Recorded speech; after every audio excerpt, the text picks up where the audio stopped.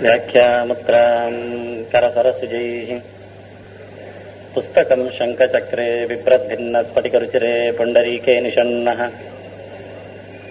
ಅಮ್ಲಾನಶ್ರೀರಮೃತವಿಶದೈರಂಶಭಿಪ್ಲಾವಯನಮಾನ್ ಆವಿರ್ಭೂಯಾದನಗಮಹಿಮಾ ಮಾನಸೇವಾಗಧೀಶಃ ನಮಸ್ತೆ ಪ್ರಾಣೇಶ ಪ್ರಣತ ವಿಭವಾಯಾವನಿಮಗಾಃ ನಮಃ ಸ್ವಾಮಿನ್ ರಾಮಪ್ರಿಯತಮನುಮನ್ ಗುರುಗುಣ ನಮಸ್ತುಭ್ಯಂ ಭೀಮ ಪ್ರಬಲತಮ ಕೃಷ್ಣಶ್ಚ ಭಗವನ್ ನಮ ಶ್ರೀಮನ್ಮಧ್ವ ಪ್ರದಿಶ ಸುದರ್ಶನ್ನೋ ಜಯ ಜಯ ಶ್ರೀ ಗುರುಭ್ಯೋ ನಮಃ. ನಾರಾಯಣಂ ಸುರಗುರುಂ ಜಗದೇಕನಾಥಂ ಭಕ್ತಪ್ರಿಯಂ ಸಕಲಲೋಕ ನಮಸ್ಕೃತಂ ಚ ತ್ರೈಗುಣ್ಯವರ್ಜಿತಮಜಂ ವಿಭುಮಾದ್ಯಮೀಶಂ ವಂದೇ ಭವಗ್ನಮರಾಸುರಸಿದ್ಧವಂದ್ಯಂ. ನಾರಾಯಣಂ ನಮಸ್ಕೃತ್ಯ ನರಂ ಚೈವ ನರೋತ್ತಮಂ ದೇವೀಂ ಸರಸ್ವತೀಂ ವ್ಯಾಸಂ ತತೋ ಜಯಮುದೀರಯೇತ್. ಮಹಾಭಾರತದ ಚಿಂತಕರಿಗೆ ವಂದನೆಗಳು.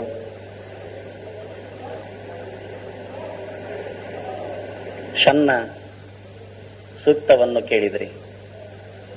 ನಿಮಗೆ ಕಿವಿಗೆ ಕೇಳುವಾಗ ಎಂಥದೋ ಸಣ್ಣ ಸಣ್ಣ ಅಂತ ಅಂದ್ರೆ ಚಿಕ್ಕದು ಚಿಕ್ಕದು ಅಂದಾಗೆ ಅನಿಸಿರಬಹುದು. ಶಂ ಅಂದರೆ ಸುಖ, ಅದನ್ನು ನ ಅಂದ್ರೆ ಕೊಡುವುದು ಅಂತ, ನಮಗೆ ತಂದು ಕೊಡು ಸುಖವನ್ನು ಅಂತ ಕೇಳ್ತಾ ಇದ್ದಾರೆ. ಶನ್ನ ಚತಸ್ರ ಪ್ರದಿಶೋದಿಶಂತೆ, ಅವರು ಕೊಡಲಿ ಇವರು ಕೊಡಲಿ, ಅಲ್ಲಿಂದ ಬರಲಿ ಇಲ್ಲಿಂದ ಬರಲಿ, ಹಾಗಿರಲಿ ಹೀಗಿರಲಿ ಸುಖ ಅಂತ ಹೇಳುತ್ತಾ ಹೇಳುತ್ತಾ ಹೇಳುತ್ತಾ ಕಡೆಗೆ 4 ಕಡೆಯಿಂದಲೂ ಸಹ ನನಗೆ ಸುಖ ಸಿಗುತ್ತಾ ಇರಲಿ ಅಂತ ವೇದ ಚಿಂತಕರು ಚಿಂತನೆ ಮಾಡಿದ್ದಾರೆ. ಕೆಲವರಿಗೆ ಅರ್ಥದ ಮೇಲೆ ಚಿಂತನೆ, ಕೆಲವರಿಗೆ ಶಬ್ದದ ಮೇಲೆ ಪ್ರೀತಿ, ಅಂದ್ರೆ ಪದಗಳು ಕೆಲವರಿಗೆ ಇಷ್ಟ, ಕೆಲವರಿಗೆ ಪದಾರ್ಥ ಇಷ್ಟ, ಪದದ ಅರ್ಥ ಇಷ್ಟ. ಹಾಗಾಗಿ ವಾದಿರಾಜರ ಕೆಲವು ಪದಗಳ ಚಿಂತನೆ ಮಾಡಿದ್ದೀರಿ. ನನ್ನ ಪ್ರಿಯ ಮಿತ್ರರಾದ ತುಳುವೆರೆ ವಾದಿರಾಜರು ತುಳುಟುಲ ಪದ್ಯ ಬರೆತಿರು. ಲೇ ಲೇ ಲೇ ಲೇ ಲೇ ಲೇ ಲೇ ಲೇ ಲೇ ಲೇಗ ಲೇ ಲೇ ಲೇ ಲೇ ಲೇ ಲೇ ಲೇ ಲೇ ಲೇಗ ಕಣ್ಣು ಬಿಡ್ತು ನೀರಿಡು ತೂಪಿನೇರುಗ ಅಣ್ಣೆ ಪಂಪೆ ಕೆಣ್ಣ ಮಚ್ಚ ದೇವರತ್ತೆಗ ಪರ್ವತಾನ್ನ ಬೆರಿಡಿ ದೀತು ದೆರ್ತಿನೇರುಗ ಸರ್ವಲೋಕದೊಡೆಯ ಕೂರ್ಮ ದೇವರತ್ತೆಗ ಲೇ ಲೇ ಲೇ ಲೇ ಲೇ ಲೇ ಲೇ ಲೇ ಲೇಗ ಲೇ ಲೇ ಲೇ ಲೇ ಲೇ ಲೇ ಲೇ ಲೇ ಲೇ ಲೇಗ ಲೇ ಲೇ ಲೇ ಲೇಗ ಲೇ ಲೇ ಲೇ ಲೇಗ ರಕ್ಕಜಾನ್ ರಕ್ಕಜಾನ್ ಕೆರ್ತಿ ರಕ್ಕಜಾನ್ ಕೆರ್ತ ಭೂಮಿ ದೆರ್ತಿನೇರುಗ ರಕ್ಕಸಾರಿ ಭೂವರಾಹ ದೇವರತ್ತೆಗ ಕರಳಮಾಲೆ ಕಂಟೆಲಿಡು ಪಾಡಿನೇರುಗ ಮಲ್ಲದಾನೆ ನಾರಸಿಂಹ ದೇವರತ್ತೆಗ ಲೇ ಲೇ ಲೇ ಲೇ ಲೇ ಲೇ ಲೇ ಲೇ ಲೇ ಲೇಗ ಲೇ ಲೇ ಲೇ ಲೇ ಲೇ ಲೇ ಲೇ ಲೇ ಲೇ ಲೇಗ ಲೇ ಲೇ ಲೇ ಲೇಗ ಚಕ್ರವರ್ತಿ ಬಲಿಟ ಮೂಜಿ ಚಕ್ರವರ್ತಿ ಬಲಿಟ ಪೆಜ್ಜೆ ನಟ್ಟಿನೇರುಗ. ಒಂದೊಂದು ಅವತಾರದ ಚಿಂತನೆ ಮಾಡ್ತಾ ಇದ್ದಾರೆ ವಾದಿರಾಜರು. ಕೇಳುವಾಗ ಗೊತ್ತಾಗತ್ತೆ, ನಾನೇನು ವಿವರಿಸಬೇಕಾಗಿಲ್ಲ. ಕುಂಟು ಬುರ್ತು ಬತ್ತಲಿಡು ಉಂತಿನೇರುಗ. ಬಹಳ ಸುಂದರವಾದ ವಾದಿರಾಜರ ಗ್ರಾಮ್ಯ ಭಾಷೆಯಲ್ಲಿ ಗ್ರಾಮ್ಯದ ಒಂದು ಚೌಕಟ್ಟಿನಲ್ಲಿ ಜಾನಪದದ ಬಾಯಿಯಲ್ಲಿಯೂ ಬರುವಂತೆ ಹಾಡಿದ್ದಾರೆ. ಅಂತಹ ವಾದಿರಾಜರ 400ನೇ ಈ ಒಂದು ಜಯಂತಿ ಸಂದರ್ಭದ ಮಹೋತ್ಸವದಲ್ಲಿ ಅವರು ತುಳುವರಿಗೆ ಕೊಟ್ಟ ಕಾಣಿಕೆಯನ್ನು ಯೋಚನೆ ಮಾಡುತ್ತಾ ಆರಂಭ ಮಾಡ್ತಾ ಇದ್ದೇನೆ. ವಾದಿರಾಜರ ಇನ್ನೊಂದು ಪ್ರೌಢ ಕೃತಿ ಮಹಾಭಾರತ ಲಕ್ಷಾಲಂಕಾರ ಅಂತ. 1,00,000 ಮಹಾಭಾರತದಲ್ಲಿ ಶ್ಲೋಕಗಳಿದ್ರೆ ಅಲ್ಲಿ ಬರತಕ್ಕಂತಹ ಕಠಿಣವಾದ ಕೆಲವು ಘಟ್ಟಗಳನ್ನು ಆರಿಸಿಕೊಂಡು ಅವರ ಅರ್ಥ ಬರೆದಿದ್ದಾರೆ. ಅದು ಒಂದು ದೊಡ್ಡ ಚಿಂತನೆ. ಅದಕ್ಕೆ ಹೇಳಿದೆ, ಪದ ಚಿಂತನೆಯೋ ಪದಾರ್ಥ ಚಿಂತನೆಯೋ ಒಟ್ಟಾರೆ ನಮ್ಮ ಪುರುಸತ್ತು ಚಿಂತನೆಯಲ್ಲೇ ಅದು ನಿಂತಿರುತ್ತದೆ ಪ್ರತಿಯೊಂದು. ಧರ್ಮರಾಜ ಪ್ರತಿನಿತ್ಯ ಹೋಗಿ ಬರ್ತಾ ಇದ್ದಾನೆ. ಒಂದು ದಿನ ಉಪದೇಶ ಆದದ್ದಲ್ಲ, ತಿಂಗಳುಗಟ್ಟಲೆ ಉಪದೇಶ ಆಗಿದೆ. ಭೀಷ್ಮ ಮಲಗಿದ್ದಲ್ಲಿಯೇ ರಣಾಂಗಣದಲ್ಲಿ. ಅವನನ್ಯಾರು ಒತ್ತುಕೊಂಡು ಮತ್ತೆ ಹಸ್ತಿನಪುರದೊಳಗೆ ಹೋಗಲಿಲ್ಲ. ಇವರು ಅರಮನೆಯ ಬೆಳಿಗ್ಗಿನ ಕೆಲಸ ಮುಗಿಸಿ ಭೀಷ್ಮನಲ್ಲಿಗೆ ಬಂದು ನಮಸ್ಕರಿಸಿ ಬಗೆ ಬಗೆಯ ಪ್ರಶ್ನೆಗಳನ್ನು ಚಿಂತನೆಗಳನ್ನು ಕೇಳುತ್ತಾ ಮತ್ತೆ ಅರಮನೆಗೆ ಸಂಜೆ ಬರ್ತಿದ್ರು.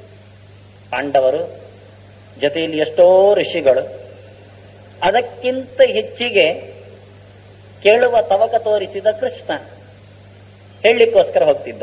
ಭೀಷ್ಮನೊಳಗೆ ಕೂತು ಹೇಳಬೇಕಲ್ಲ. ಹಾಗಾಗಿ ಹೊರಗಿನಿಂದ ಕೇಳುವ ನಾಟಕ ಮಾಡಿ ಒಳಗಿನಿಂದ ಹೇಳುವ ಸೂತ್ರಧಾರಿಯಾಗಿ ಕೃಷ್ಣ ಪಾಂಡವರ ಜೊತೆಗೆ ಬರ್ತಾ ಇದ್ದಾನೆ. ನಿಜವಾಗಿ ಉಪದೇಶದ ಪರಂಪರೆ ಹೀಗಿರಬೇಕಂತೆ. ನಾನು ಮುಂದಕ್ಕೆ ಸಂಸ್ಕಾರಗಳ ಬಗ್ಗೆ ಹೇಳುವಾಗ ಉಪನಯನದ ಬಗ್ಗೆ ಹೇಳಬೇಕದು ಮಾತು ಇಲ್ಲೇ ಹೇಳುತ್ತೇನೆ. ಹೇಗಿರಬೇಕು, ಯಾರು ಕೊಡಬೇಕು ಉಪದೇಶ ಅಂದ್ರೆ, ಯಾರು ವಂಶದ ಹಿರಿಯನು, ಯಾರು ಅವನ ಹಿರಿಯನಿಗಿಂತ ಜ್ಞಾನವನ್ನು ಬೀಜವನ್ನು ಪಡೆದು ಬಂದಿದ್ದಾನೋ ಅವನು ತನ್ನ ವಂಶದವನಿಗೆ ಮಗನಿಗೆ ಜ್ಞಾನದಾನ ಮಾಡಬೇಕಂತ. ಅದನ್ನು ಉಪನಯನ ಆಗುವಾಗ ಗುರುಗಳೇ ಬಂದಿರಲಿ, ಅತ್ಯಧಿಕ ಚಿಂತನೆಯನ್ನು ಪಡೆದಿರತಕ್ಕ ಒಬ್ಬ ಜ್ಞಾನಿಯಲ್ಲಿ ಇರಲಿ, ಅವನು ಉಪದೇಶ ಮಾಡುವುದಲ್ಲ. ಬ್ರಹ್ಮೋಪದೇಶ ಮಾಡುವುದು ತಂದೆ ತನ್ನ ತೊಡೆಯ ಮೇಲೆ ಮಗನನ್ನು ಕುಳ್ಳಿರಿಸಿ ಮತ್ತೊಂದು ಕಿವಿಗೆ ಕೇಳದಂತೆ ಅವನ ಕಿವಿಗೆ ಮಾತ್ರ ಉಪದೇಶ ಮಾಡುತ್ತಾನೆ. ಇದು ಬ್ರಹ್ಮೋಪದೇಶ. ಇಲ್ಲ ಪುರೋಹಿತರೆ, ನನಗಿಂತ ತುಂಬಾ ಯೋಗ್ಯತೆ ನಿಮಗುಂಟು, ನೀವು ಹೇಳಿ ಅಂದ್ರೆ, ಇಲ್ಲ ಪುರೋಹಿತರು ಹೇಳ್ತಾರೆ ನೀನೇ ಹೇಳಿಕೊಡಬೇಕು. ಸ್ವಾಮಿಗಳು ಬಂದಿದ್ರೆ ಸ್ವಾಮಿ ನೀವು ಹೇಳಿ ಅಂದ್ರೆ, ಇಲ್ಲ ಅದು ನಿನಗೆ ನಿನ್ನ ತಂದೆಯಿಂದ ಬಂದ ದೊಡ್ಡ ಬಳುವಳಿ, ಆ ಮಂತ್ರ ರಾಜ, ಸಕಲ ವೇದದ ಸಾರ, ಅದು ನೀನೇ ಕಿವಿಯಾರೆ ಕೊಡಬೇಕು ನಿನ್ನ ಮಗನಿಗೆ. ಹೀಗೆ ವಂಶವಾಹಿನಿಯಾಗಿ ಜ್ಞಾನ ತಂತುವು ಸಹ ಹರಿಯಬೇಕು ಎನ್ನುವಂಥದ್ದು ಅದು ವೈದಿಕವಾದ ಒಂದು ಗಟ್ಟಿಮುಟ್ಟಿನ ಕಟ್ಟಳೆ. ಅದನ್ನು ಕೃಷ್ಣ ಇಲ್ಲಿ ಉಲ್ಲೇಖ ಮಾಡ್ತಾನೆ.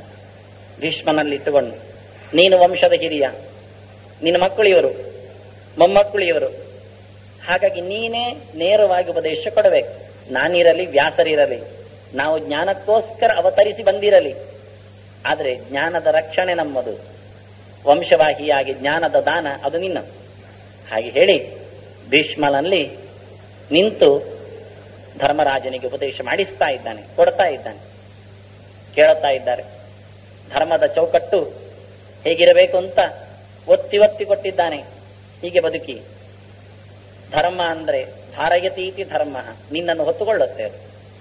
ನಾವೊಂದು ಮಾತು ಕೇಳುತ್ತೇವೆ, ಯಾವತ್ತೂ ಉಂಟದು, ಇವತ್ತು ತಿರುಚಿದ್ದಾರೆ ಅದನ್ನು, ಧರ್ಮೋ ರಕ್ಷತಿ ರಕ್ಷಿತ ಅಂತ. ಹೀಗೆ ಎಲ್ಲದಕ್ಕೂ ಹಾಕಿ ಬಿಡ್ತಾರೆ ಅದನ್ನು, ವೃಕ್ಷೋ ರಕ್ಷತಿ ರಕ್ಷಿತ ಅಂತ ಹೇಳಿಕೊಂಡು.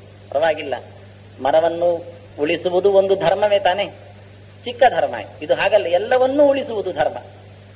ಅದು ಮೊದಲು ಹೇಳಿದ್ದು ಅದು ಭಾರತದ ವಾಕ್ಯ, ಅದರಲ್ಲಿಯೂ ದ್ರೌಪದಿಯ ವಾಕ್ಯ ಅದು. ರಾಜಾನಂ ಧರ್ಮಗೋಪ್ತಾರಂ ಧರ್ಮೋ ರಕ್ಷತಿ ರಕ್ಷಿತ ಇತಿಮೇ ಶ್ರುತ ಮಾರ್ಯಾಣಂ ತ್ವಂತು ಮನ್ಯೇನ ರಕ್ಷತಿ. ಕಾಡಿನಲ್ಲಿದ್ದಾಗ ದ್ರೌಪದಿ ಧರ್ಮರಾಜನಲ್ಲಿ ಕೇಳುತ್ತಾಳೆ, ನಾನೊಂದು ಪಾಠ ಕೇಳಿದ್ದೇನೆ. ದ್ರೌಪದಿ ಹೇಳುವುದು, ಬಹಳಷ್ಟು ಓದಿಕೊಂಡಿದ್ದಾಳೆ ಅವಳು, ಓದಿಕೊಂಡಿದ್ದೇನೆ ಎನ್ನುವುದನ್ನು ಹೇಳಿದ್ದಾಳೆ ತುಂಬಾ ಸರ್ತಿ. ನಾನೊಂದು ಪಾಠ ಕೇಳಿದ್ದೇನೆ, ಆವತ್ತು ಪಾಂಚಾಲ ದೇಶದಲ್ಲಿದ್ದಾಗ ಅಣ್ಣಂದಿರಿಗೆ ಪಾಠದ ವ್ಯವಸ್ಥೆ ಮಾಡಿದಾಗ ನನಗೂ ಅಲ್ಲಿ ಪ್ರವೇಶ ಇತ್ತು, ಹೋಗಿದ್ದೆ, ಕೇಳಿದ್ದೆ. ಒಂದು ಸ್ತ್ರೀಯರ ಶಿಕ್ಷಣದ ಬಗ್ಗೆಯೂ ನಾವು ಭಾರತ ನೋಡ್ಬೇಕಾಗತ್ತೆ. ರಾಜಾನಂ ಧರ್ಮಗೋಪ್ತಾರಂ ಧರ್ಮೋ ರಕ್ಷತಿ ರಕ್ಷಿತ, ಇದು ಅವಳ ಬಾಯಲ್ಲಿ ಬಂದು. ಒಬ್ಬ ರಾಜ ಧರ್ಮವನ್ನು ಸಾಕಿದರೆ ಅವನನ್ನು ಅದೇ ಧರ್ಮ ರಕ್ಷಣೆ ಮಾಡ್ತಾ ಇರ್ತದೆ ಎಂದು. ಎಂದೂ ಅವ ಸೋಲದಂತೆ ಬೀಳದಂತೆ ಆ ಧರ್ಮ ಎತ್ತಿ ಹಿಡಿತದೆ ಅವನನ್ನು.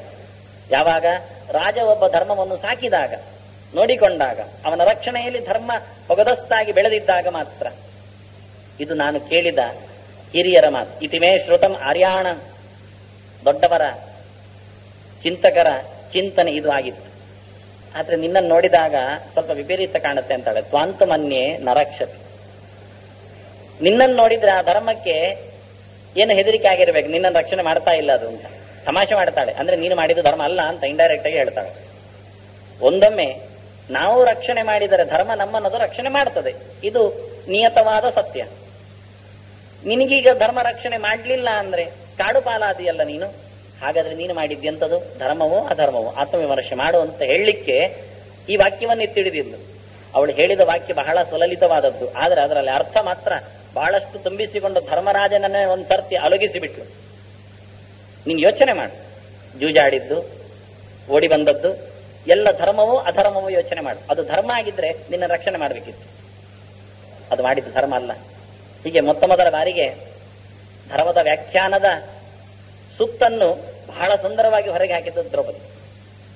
ಅದನ್ನು ಭೀಷ್ಮರಿಗೆ ಎತ್ತಿಕೊಳ್ಳುತ್ತಾನೆ. ಧಾರಣಾರ್ಥಾಯ ಭೂತಾನಾಂ ಧರ್ಮ ಪ್ರವಚನಂಕೃತಂ ಯಸ್ಯ ಧಾರಣ ಸಂಯುಕ್ತ ಸಧರ್ಮ ಇದು ವಿಶ್ರುತ. ಧರ್ಮ ಎನ್ನುವುದು ಅದು ಒಂದು ಕರ್ಮ, ಮಿಯರ್ ಆಕ್ಷನ್. ಅದು ಹೇಗಿರಬೇಕು ಅಂದ್ರೆ ಅದು ಅವನನ್ನು ಸುಂದರವಾಗಿ ಹೊತ್ತುಕೊಳ್ಳಬೇಕದು. ಎಲ್ಲಿಯೂ ಅವನು ತಪ್ಪಿಯೂ ಬೀಳಬಾರದು, ಅದನ್ನು ನಡೆಸಿಕೊಟ್ಟಾಗ. ಅದವನಿಗೆ ಸಂಕಲೆ ಆಗಬಾರದು, ಅದವನಿಗೆ ಶಿಕ್ಷೆ ಆಗಬಾರದು. ಹಾಗಾದ್ರೆ ಮಾತ್ರ ಅದು ಧರ್ಮ ಆಗುತ್ತೆ. ಅಂತಹ ಧರ್ಮದಲ್ಲಿ ಅವನಿಗೆ ಮಾತ್ರ ಅಲ್ಲ, ಯಾರಿಗೂ ಹಿಂಸೆ ಆಗಬಾರದು. ಅಹಿಂಸಾರ್ಥಾಯ ಭೂತಾನಾಂ ಧರ್ಮ ಪ್ರವಚನಂಕೃತಂ ಯಸ್ಯಾತ್ ಅಹಿಂಸಾ ಸಂಯುಕ್ತ ಸಧರ್ಮ ಇತಿ ವಿಶ್ರುತ. ಇವತ್ತು ನಮ್ಮ ಧರ್ಮದಲ್ಲಿ ಎಲ್ಲ ಬಂದದ್ದು ನುಸುಳಿದು ಇದೆ. ಯಾರ್ಯಾರನ್ನು ಎಳೆದು ತುಳಿದು ಕಾಲಡಿಯಲ್ಲಿ ಹಾಕಿ ನಾವು ಮೆರೆಯುವುದೇ ನಮ್ಮ ಧರ್ಮ ಅಂತ ತಿಳ್ಕೊಳ್ಳುತ್ತೆ. ಯಾಕೆಂದ್ರೆ ಅದು ದೇಶದ ಒಂದು ಆಟ. ನೋಡಿ, ಧರ್ಮದ ಜೊತೆಯಲ್ಲಿ ಮನುಷ್ಯರ ಕಾಟ ಎಷ್ಟು ಕಷ್ಟ ಅಂತ. ನಮ್ಮ ದೇಶದ ಅತ್ಯಂತ ಪ್ರಿಯವಾದ ಆಟ ಯಾವುದು ಗೊತ್ತು ನಿಮಗೆ? ನಮ್ಮ ದೇಶದವರು ಯಾವತ್ತು ಎಲ್ಲದರಲ್ಲಿಯೂ ಮುಂದೆ ಇಲ್ಲ. ಅದು ಅಂತೂ ಚೆಂಡು ಒಡೆದು ಓಡುವ ಆಟದಲ್ಲಿ ಪಡೆದಿಂದೇ ಬರುವುದು ಅಂತಹ ವ್ಯಕ್ತಿಗಳು. ಆದ್ರೆ ಯಾವುದರಲ್ಲಿ ಅವರು ಗೆಲ್ತಾರೆ ಊಹಿಸಿ? ಕಬಡ್ಡಿಯಲ್ಲಿ ನಮ್ಮ ದೇಶದವರು ಗೆಲ್ತಾರೆ. ಯಾಕೆ? ಅದು ಕಾಲಿ ಎಳೆಯುವ ಆಟ. ಮತ್ತೊಬ್ಬರ ಕಾಲೆಳೆದು ನಾವು ಮೇಲಕ್ಕೆ ಹೋಗುವುದಾದ್ರೆ ಅದನ್ನು ನಾವು ಖಂಡಿತ ನಮಗೆ ಯಾರು ಹೇಳಿಕೊಡ್ಬೇಕಾಗಿಲ್ಲ, ವಿದೌಟ್ ಟ್ಯೂಷನ್ ನಾವಾಗಿ ಅದನ್ನು ಮಾಡುತ್ತೆ. ಅದಕ್ಕೆ ಹೇಳ್ತಾರೆ, ಧರ್ಮ ಅಂದ್ರೆ ಇನ್ನೊಬ್ಬರನ್ನು ಹಿಂಸಿಸಿ ಎಳೆದು ಹೊರಗೆ ತಳ್ಳಿ ನಾನು ಮೇಲೆ ಅಂತ ತೋರಿಸಿಕೊಡುವುದಲ್ಲ. ಮೇಲಾಗುವುದಿಲ್ಲ. ಒಬ್ಬ ಮೇಲಿದ್ದಾನೆ ಹೇಳಿ ನನ್ನ ಮೂಗಿನ ನೇರಕ್ಕೆ ಅವನನ್ನು ಎಳೆದು ನೋಡು ನಾನೇ ಮೇಲೆ ಅನ್ನೋದ್ರಿಂದ ಮೇಲ್ತನ ಬರಲಿಲ್ಲ. ಅದರಿಂದ ಇನ್ನಷ್ಟು ಕೀಳು ಮಟ್ಟಕ್ಕೆ ಇಳಿದ ಅಂತ ಕಾಣುತ್ತೆ. ಯಾರಿಗೂ ಹಿಂಸೆ ಆಗದಂತೆ ಸಮಾಜಕ್ಕೆ, ಸನಾತನ ಧರ್ಮಕ್ಕೆ ಹಿಂಸೆ ಆಗದಂತೆ ವ್ಯಕ್ತಿಯ ಧರ್ಮ ಅದು ರೂಪಿಸಬೇಕು ಅಂತಾನೆ. ಒಟ್ಟು 3 ಧರ್ಮಗಳು, ವೈದಿಕವಾದದ್ದು, ಸನಾತನವಾದದ್ದು, ಸಕಲ ಶಾಸ್ತ್ರಗಳು ಹೊತ್ತು ತೋರಿಸಿಕೊಟ್ಟ ಒಂದು ಧರ್ಮ. ಅದು ದೊಡ್ಡ ಒಂದು ವೃತ್ತ. ನಾವು ಡಯಾಗ್ರಾಮ್ ಅಲ್ಲಿ ತೋರಿಸಿಕೊಡುವುದಾದ್ರೆ ಸನಾತನ ಧರ್ಮ ಎನ್ನುವುದೊಂದು ದೊಡ್ಡ ವೃತ್ತ. ಅದರ ಒಳಗೆ ಚಿಕ್ಕ ವೃತ್ತ ಒಂದು ಸಮಾಜ ಧರ್ಮ. ಯಾವತ್ತು ಸಮಾಜ ಧರ್ಮ ಸನಾತನ ಧರ್ಮದ ಒಳಗೆ ಸೇರಿರಬೇಕು, ಅದು ಹೊರಗೆ ಬರಬಾರದು. ಸನಾತನ ಧರ್ಮವನ್ನು ಒಡೆಯುವ ಸಮಾಜ ಧರ್ಮ ಆಗೋದು. ಯಾರ ಸಮಾಜವೇ ಇರಲಿ, ತುಂಬಾ ವೃತ್ತಗಳುಂಟು. ಸನಾತನ ಧರ್ಮದ ಒಳಗೆ ತುಂಬಾ ಚಿಕ್ಕ ವೃತ್ತಗಳು, ಅದು ಸಮಾಜ ಧರ್ಮಗಳು. ಅವರದ್ದೇ ಆದ ಸಮಾಜ, ಹೆಂಗಸರ ಸಮಾಜ, ಗಂಡಸರ ಸಮಾಜ, ಸನ್ಯಾಸಿಗಳ ಸಮಾಜ, ಗೃಹಸ್ಥರ ಸಮಾಜ, ಬ್ರಹ್ಮಚಾರಿಗಳ ಸಮಾಜ, ವೈಶ್ಯರ ಸಮಾಜ, ಏನು ಬೇಕಾದ್ರೆ ಮಾಡಿಕೊಳ್ಳಿ, ಎಲ್ಲವೂ ಸನಾತನ ಧರ್ಮದ ಸಂಕಲೆ ಒಳಗೆ ಸೇರಿಕೊಂಡಿವೆ. ಅಲ್ಲಿ ಮತ್ತೆ ಸಮಾಜ ಧರ್ಮದ ವೃತ್ತದ ಒಳಗೆ ವ್ಯಕ್ತಿ ಧರ್ಮ ಎನ್ನುವುದೊಂದು ವೃತ್ತ ಸೇರಿಕೊಳ್ಳುತ್ತದೆ. ಈಗ ಪ್ರತಿ ವ್ಯಕ್ತಿಗೂ ತನ್ನದೇ ಆದ ಧರ್ಮ ಇದೆ, ಆದರೆ ಆ ಧರ್ಮ ಸಮಾಜದ ಧರ್ಮಕ್ಕೆ ಪೆಟ್ಟುಕೊಡಬಾರದು. ಅದು ಮತ್ತೆ ಸನಾತನ ಧರ್ಮವನ್ನು ಮುರಿಯಬಾರದು. ಹೀಗೆ ಒಂದು ವೃತ್ತದೊಳಗೊಂದು ವೃತ್ತದೊಳಗೆ ಇರತಕ್ಕಂತಹ ವೃತ್ತ ಅದು ವ್ಯಕ್ತಿ ಧರ್ಮ. ಇದನ್ನು ಹೇಳ್ತಾರೆ. ಯಾವ ಸಮಾಜವನ್ನು ಕತ್ತರಿಸದೆ, ತುಂಡರಿಸದೆ, ಪೊಳ್ಳು ಮಾಡದೆ ನಿನ್ನ ಧರ್ಮವನ್ನು ರೂಪಿಸಿ. ಯಾವ ಸಮಾಜವು ಸನಾತನ ಧರ್ಮವನ್ನು ಪಡೆಯದಂತಿರಲಿ, ಅದರ ಅಡಿಯಲ್ಲಿ, ಅದರ ನೆರಳಲ್ಲಿ ಅದು ಬದುಕುವಂತಿರಲಿ. ಆಗ ಎಲ್ಲ ಸಮಾಜವು ಬದುಕುತ್ತೆ, ಎಲ್ಲೆಡೆಯೂ ಧರ್ಮ ಅದು ಕುಣಿಯುತ್ತೆ, ಅದು ನಿಲ್ಲುತ್ತೆ. ಇಷ್ಟು ಕಾಳಜಿ ಆವತ್ತಿನ ಭೀಷ್ಮರಿಗೆ, ಆವತ್ತಿನ ರಾಜರಿಗೆ ಇತ್ತು ಎನ್ನುವುದನ್ನು ಭಾರತ ತೋರಿಸಿಕೊಡುತ್ತದೆ. ಆ ಪರಂಪರೆಯಲ್ಲಿ, ಆ ಸಂಸ್ಕೃತಿಯ ಗಾಳಿಯಲ್ಲಿ ಬದುಕಿ ಬಂದವರು ನಾವು ಇವತ್ತು. ಹಾಗಾಗಿ ನಮ್ಮಲ್ಲಿ ಅದೇ ಉಂಟು ಇನ್ನೂ ಸಹ. ಯಾರು ಪಕ್ಕನೆ ದಾಳಿ ಮಾಡಿದ್ರು, ತಲೆ ಮೇಲೆ ಕೂತ್ರು, ಪರವಾಗಿಲ್ಲ. ಅಂದ್ರೆ ಎಷ್ಟು ಅಹಿಂಸಾರ್ಥಾಯ ಭೂತಾನಾಂ ಧರ್ಮ ಪ್ರವಚನಂಕೃತಂ, ಧರ್ಮದ ಒಂದು ವ್ಯಾಖ್ಯೆಯ ಒಳಗೆ ಸೇರಿ ಆದಷ್ಟು ಸಹನಶೀಲರಾಗಿ ಹಿಂಸೆಯನ್ನು ತಾಳಿಕೊಂಡು ಕೂತ್ಕೊಳ್ಳುವಂಥದ್ದು. ಆದರೆ ಧರ್ಮ ಮುಗ್ಗರಿಸುವಲ್ಲಿ ಸುಮ್ಮನಿರಬಾರದು ಅಂತಾನೆ. ಧರ್ಮವನ್ನು ರಕ್ಷಣೆ ಮಾತ್ರ ಮಾಡಲೇಬೇಕು ಅಂತ. ನಮ್ಮ ಎಲ್ಲ ಹಿಂಸೆ ಇರುವುದು ಅದು ವ್ಯಕ್ತಿ ಧರ್ಮಕ್ಕೆ ಬಂದಾಗ. ಹೇಗಾದ್ರೂ ನಾನು ಬದುಕಬೇಕು. ಹೇಗೆ ಅಂದ್ರೆ ಯಾರಿಗಾದ್ರೂ ತೊಂದರೆ ಕೊಟ್ಟಾದ್ರು, 10 ಜನರಿಗೆ ತೊಂದರೆ ಕೊಟ್ಟಾದ್ರೂ ಒಬ್ಬ ಬದುಕಬೇಕು. ಅದಕ್ಕೆ ಭೀಷ್ಮನ ಹೇಳ್ತಾರೆ, ನೋಡಯ್ಯ, ವ್ಯಕ್ತಿ ಕಷ್ಟಪಟ್ಟು ದುಡ್ಡು ಸಂಪಾದನೆ ಮಾಡಿ ಹಿಂಸೆ ಕೊಟ್ಟು ಧರ್ಮವನ್ನು ಬದುಕಬೇಕು ಅಂತ ಇಷ್ಟಪಟ್ಟರೆ ಏನಾದ್ರೂ ಉಳಿತಾಯ ಉಂಟೋ ಕೇಳುತ್ತಾನೆ. ಧನಂ ವಾ ಪುರುಷೋ ರಾಜನ್ ಪುರುಷಂ ವಾ ಪುನರ್ಧನಂ ಅವಶ್ಯಂ ಪ್ರಜಹಾತ್ಯೇವ. ಒಂದಲ್ಲ ಒಂದು ದಿನ ನೋಡು, ಒಂದು ಮನುಷ್ಯ ದುಡ್ಡನ್ನು ಬಿಡಬೇಕು, ಒಂದು ದುಡ್ಡು ಮನುಷ್ಯನನ್ನು ಬಿಡಬೇಕು. ಇದು ಎರಡರಲ್ಲಿ ಒಂದು ಖಂಡಿತ ಆಗತ್ತೆ ಅಂತ ನೀವು. ಅವಶ್ಯಂ ಪ್ರಜಹಾತ್ಯೇವ. ಇವರಿಬ್ಬರು ಖಂಡಿತವಾಗಿ ಒಬ್ಬರಿಗೊಬ್ಬರು ವಿಯೋಗವನ್ನು ಪಡಿದೇ ಪಡಿತಾರೆ. ಅದರಿಂದ ತದ್ವಿದ್ವಾನ್ ಕೋನು ಸಂಜ್ವರೇತ್. ಇಂತಹ ಚಿಂತನೆ ಮಾಡಿಕೊಂಡ ಒಬ್ಬ ಮೇಧಾವಿ ಯಾವ ಕರ್ಮಕ್ಕೋಸ್ಕರ ಜ್ವರಗ್ರಸ್ತನಾಗ್ತಾನೆ, ಯಾಕೆ ಚಳಿ ಹಿಡಿತದೆ ಅವನಿಗೆ, ಇದೆಲ್ಲ ಭಾಷೆ ಭಾರತದ್ದು. ಸಂಜ್ವರೇತ್, ಅವನ್ ಯಾಕೆ, ನಾವು ತುಳುವಲ್ಲಿ ಹೇಳುತ್ತೇವಲ್ಲ ಅಥವಾ ಗ್ರಾಮ್ಯ ಭಾಷೆಯಲ್ಲಿ ಕುಂಬಾರುಣ ಅಂತ, ಅವನ್ ಯಾಕೆ ಕುಂಬಾರಬೇಕು ಮತ್ತೆ ಕೇಳ್ತಾರೆ. ಸಂಜ್ವರೇತ್ ಅಂತ ಯಾಕೆ ಅವನು ಒದ್ದಾಡಬೇಕು, ತಿಳ್ಕೊಳ್ಳಿ. ಒಂದಲ್ಲ ಒಂದು ದಿನ ದುಡ್ಡು ಅವನನ್ನು ಬಿಡುತ್ತೆ, ಒಂದಲ್ಲ ಒಂದು ದಿನ ಅವನು ದುಡ್ಡನ್ನು ಬಿಡುತ್ತಾನೆ. ಇದು ಯಾರು ಮೊದಲು ಯಾರು ಮತ್ತೆ ಎನ್ನುವುದು ಅವರವರ ಯೋಗ್ಯತೆಯಲ್ಲಿ ಬಿಟ್ಟದ್ದು. ಕೆಲವರು ಹೋಗುವ ಮುಂಚೆ ದುಡ್ಡೇ ಅವರನ್ನು ಬಿಟ್ಟಿರ್ತದೆ, ಕೆಲವೊಮ್ಮೆ ಅವರು ಹೋಗುವಾಗ ದುಡ್ಡನ್ನು ಬಿಟ್ಟು ಹೋಗ್ತಾರೆ. ಆದ್ರೆ ನೀನು ಹಿಂಸೆಯಿಂದ ಮನುಷ್ಯನಾಗಿ ಧರ್ಮಕ್ಕೋಸ್ಕರ ಬದುಕಲಿಕ್ಕೆ ಇರಬೇಡ. ಯಾಕೆಂದ್ರೆ ಶಾಸ್ತ್ರದ ಹತ್ತಿರವ ನಿನಗೆ ಸ್ವಲ್ಪ ಸ್ವಲ್ಪ ರುಚಿ ಹುಟ್ಟುತ್ತದೆ ಅಂತಾನೆ. ಯಥಾ ಯಥಾ ಹಿ ಪುರುಷಃ ನಿತ್ಯಂ ಶಾಸ್ತ್ರಂ ಅವೇಕ್ಷತೆ ತಥಾ ತಥಾ ವಿಜಾನಾತಿ ವಿಜ್ಞಾನಂ ಚಾಸ್ಯ ರೋಚತೆ. ಇವತ್ತು ಜನರಿಗೆ ಜ್ಞಾನ ಎನ್ನುವುದು, ನಾಲೆಜ್ ಎನ್ನುವುದು ಇಷ್ಟ ಆಗುವುದಿಲ್ಲ. ಅಭಿರುಚಿ ವಸ್ತು ಅಲ್ಲ ಅದು. ತಿನ್ಲಿಕ್ಕೆ ಚಂದ ಚಂದದ ಅಡಿಗೆ ಮಾಡಿಕೊಳ್ಳುತ್ತಾನೆ, ಆದ್ರೆ ತಲೆಗೆ ಚಂದ ಚಂದದ್ದು ಕೊಡಬೇಕು ಅಂತ ಯೋಚನೆ ಮಾಡುವುದಿಲ್ಲ. ಇದು ಕಷ್ಟ. ಅದಕ್ಕೆ ಹೇಳ್ತಾರೆ, ನೀನು ಶಾಸ್ತ್ರದ ಜೊತೆಯಲ್ಲಿ ಕೂತ್ಕೋ. ಯಥಾ ಯಥಾ ಹೈ ಪುರುಷಃ ನಿತ್ಯಂ ಶಾಸ್ತ್ರಂ ಅವೇಕ್ಷ. ಪ್ರತಿನಿತ್ಯ ನೋಡಬೇಕು. ಯಾಕೆಂದ್ರೆ ಅದು ತುಕ್ಕು ಹಿಡಿದ ತಲೆ, ಪಕ್ಕನೆ ಅದು ಬೆಳಕಿಗೆ ಬರುವುದಿಲ್ಲ, ಬಂದ್ರೂ ಗಟ್ಟಿಯಾಗುವುದಿಲ್ಲ, ಮತ್ತೆ ವಾಲ್ತದೆ, ಸೋಲ್ತದೆ. ಅದಕ್ಕೋಸ್ಕರ ನಿತ್ಯ ಶಾಸ್ತ್ರದ ಬಗ್ಗೆ ಗಮನ ಕೊಡು. ಒಂದಲ್ಲ ಒಂದು ಹೊತ್ತು ಸ್ವಲ್ಪ ಆದರೂ ಅದರ ಹತ್ತಿರ ಇರು. ಹಾಗೇನಾಗತ್ತೆ, ತಥಾ ತಥಾ ವಿಜಾನಾತಿ, ಚೂರು ಚೂರೇ ಗೊತ್ತಾಗ್ತದೆ, ಎಂತಾದ್ರೂ ಗೊತ್ತಾಗ್ತದೆ. ಗೊತ್ತಾಗ್ತಾ ಅದರ ಮೇಲೆ ಆಸೆ ಹೊಡ್ತದಂತೆ. ವಿಜ್ಞಾನಂಚಾಸ್ಯ ರೋಚತೆ ಅಂದ ಅವನಿಗೆ ಇಷ್ಟ ಆಗತ್ತಂತೆ. ಮತ್ತೆ ಕಡೆಗೆ ಅದೇ ಇಷ್ಟ ಆಗತ್ತೆ, ಉಳಿದದ್ದು ಬೇಡ ಆಗತ್ತೆ. ಯಾವುದೋ ಕಾಟು ಸಮ ಇಲ್ಲದ್ದು ಕಾದಂಬರಿ ಓದುವಾಗಲೇ ಊಟ ಬೇಡ ತಿಂಡಿ ಬೇಡ ಅಂತ ಕಾಣತ್ತಂತೆ ಹಿಡ್ಕೊಂಡಾಗ. ಹಾಗಿರುವಾಗ ಇಂತಹ ಸನಾತನ ಸಂಸ್ಕೃತಿಯನ್ನು ಹೊತ್ತು ನಿಂತ ನಮ್ಮ ಜೊತೆಯಲ್ಲಿ ಮಾತಾಡುವಂತೆ ಕೇಳುವ ಈ ಮಾತುಗಳು, ದೈವಿ ವಾಕುಗಳು ಯಾಕೆ ಮನುಷ್ಯನಿಗೆ ಹಸಿವು ಉಂಟು ಮಾಡ್ತದೆ? ಅವನಿಗೆ ಹಸಿವೆ ಆಗಿರುತ್ತದೆ, ಅದು ನೆನಪಾಗುವುದಿಲ್ಲ, ತಡೆದಿರ್ತದೆ. ಇದು ಹಾಗಲ್ಲ, ಹಸಿವೆಯೇ ಆಗುವುದಿಲ್ಲ, ತಿನ್ನಬೇಕು ಅಂತ ಕಾಣುವುದೇ ಇಲ್ಲ. ಅಂತಹ ಚಿಂತನೆ ಮಡುಗಟ್ಟಿದಾಗ ನಾವು ನೋಡುವುದಿಲ್ಲೇನು ಋಷಿಮುನಿಗಳನ್ನು ಎಲ್ಲ. ಅದಕ್ಕೆ ಹೇಳ್ತಾರೆ, ನಿತ್ಯಂ ಶಾಸ್ತ್ರಂ ಅವೇಕ್ಷತ. ಕೃಷ್ಣ ಹೇಳಿದ, ತಸ್ಮಾ ಶಾಸ್ತ್ರಂ ಪ್ರಮಾಣಂತೆ ಕಾರ್ಯಕಾರ್ಯ ವ್ಯವಸ್ಥಿತವು ಜ್ಞಾತ್ವಾ ಶಾಸ್ತ್ರ ವಿಧಾನೋಕ್ತಂ ಕರ್ಮಕರ್ತುಮಿಹಾರ್ಹಸ್.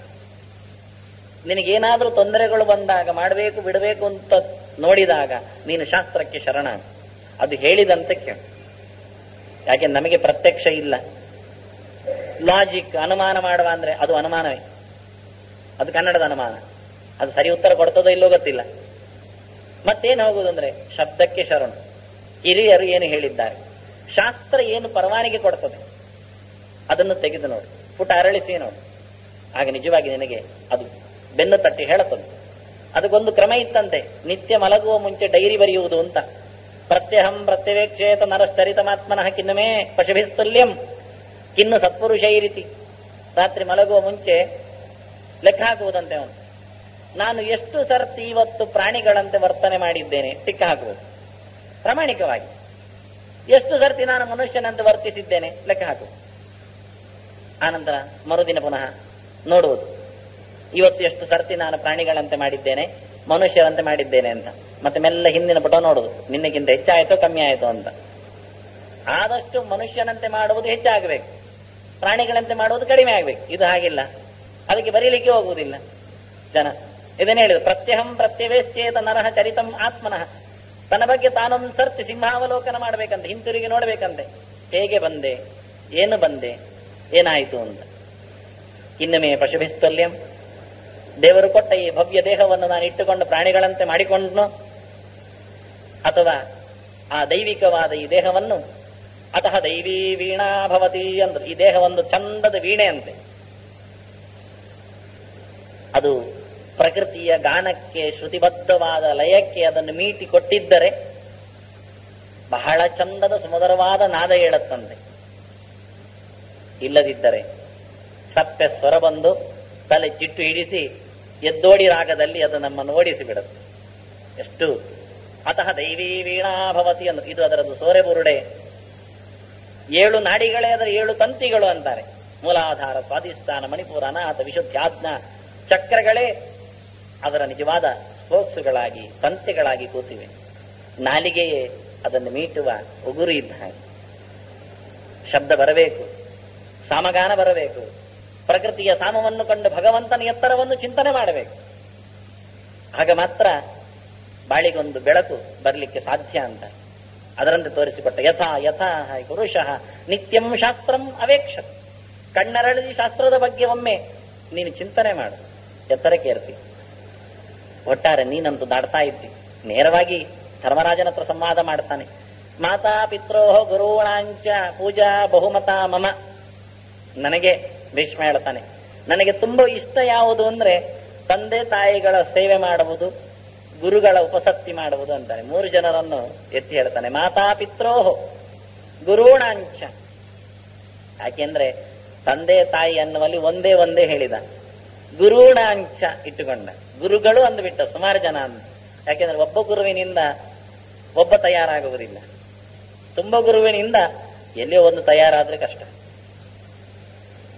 ಆಶ್ಚರ್ಯವತ್ ಪಶ್ಯತಿ ಕಶ್ಚಿದೇನಂ ಆಶ್ಚರ್ಯವತ್ ವದತಿ ತಥೈವ ಚಾನ್ಯ ಆಶ್ಚರ್ಯವಚ್ಚೈನಮನ್ಯ ಶೃಣೋತಿ ಶ್ರುತ್ವಾಪೀನಂ ವೇದ ನತೈವ ಕಶ್ಚಿತ್. ಯಾಕೆಂದ್ರೆ ಗುರುಗಳು ಹೇಳಿಕೊಡ್ತಾರೆ, ಅವರು ಕಂಡು ಬಂದಿರ್ತಾರೆ. ಶಾಸ್ತ್ರವನ್ನೋ, ಅನುಭವವನ್ನೋ, ಹಿರಿಯರನ್ನೋ, ಭಗವಂತನನ್ನೋ ಕಂಡು ಬಂದಿರ್ತಾರೆ. ಏನ್ ಕಂಡಿರ್ತಾರೆ ಅವರು ಅಂದ್ರೆ ಆಶ್ಚರ್ಯವತ್ ಪಶ್ಯತಿ ಕಶ್ಚಿದೇನಂ.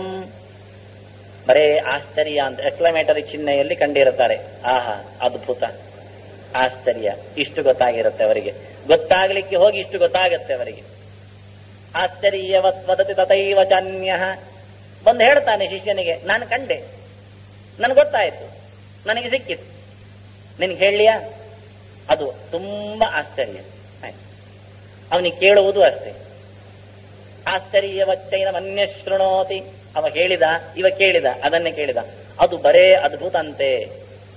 ಇಷ್ಟಾಗಿ ಗೊತ್ತಾಯ್ತಾ? ಶ್ರುತ್ವಾಪೇನಂ ವೇದನ ಚೈವ ಕಶ್ಚಿತ್. ಏನು ಗೊತ್ತಾಗ್ಲಿಲ್ಲ, ಅದೇ ಆಶ್ಚರ್ಯ. ಅಚ್ಚರಿಯೊಳಚ್ಚರಿಯು ಭಗವದೆಚ್ಚರವು.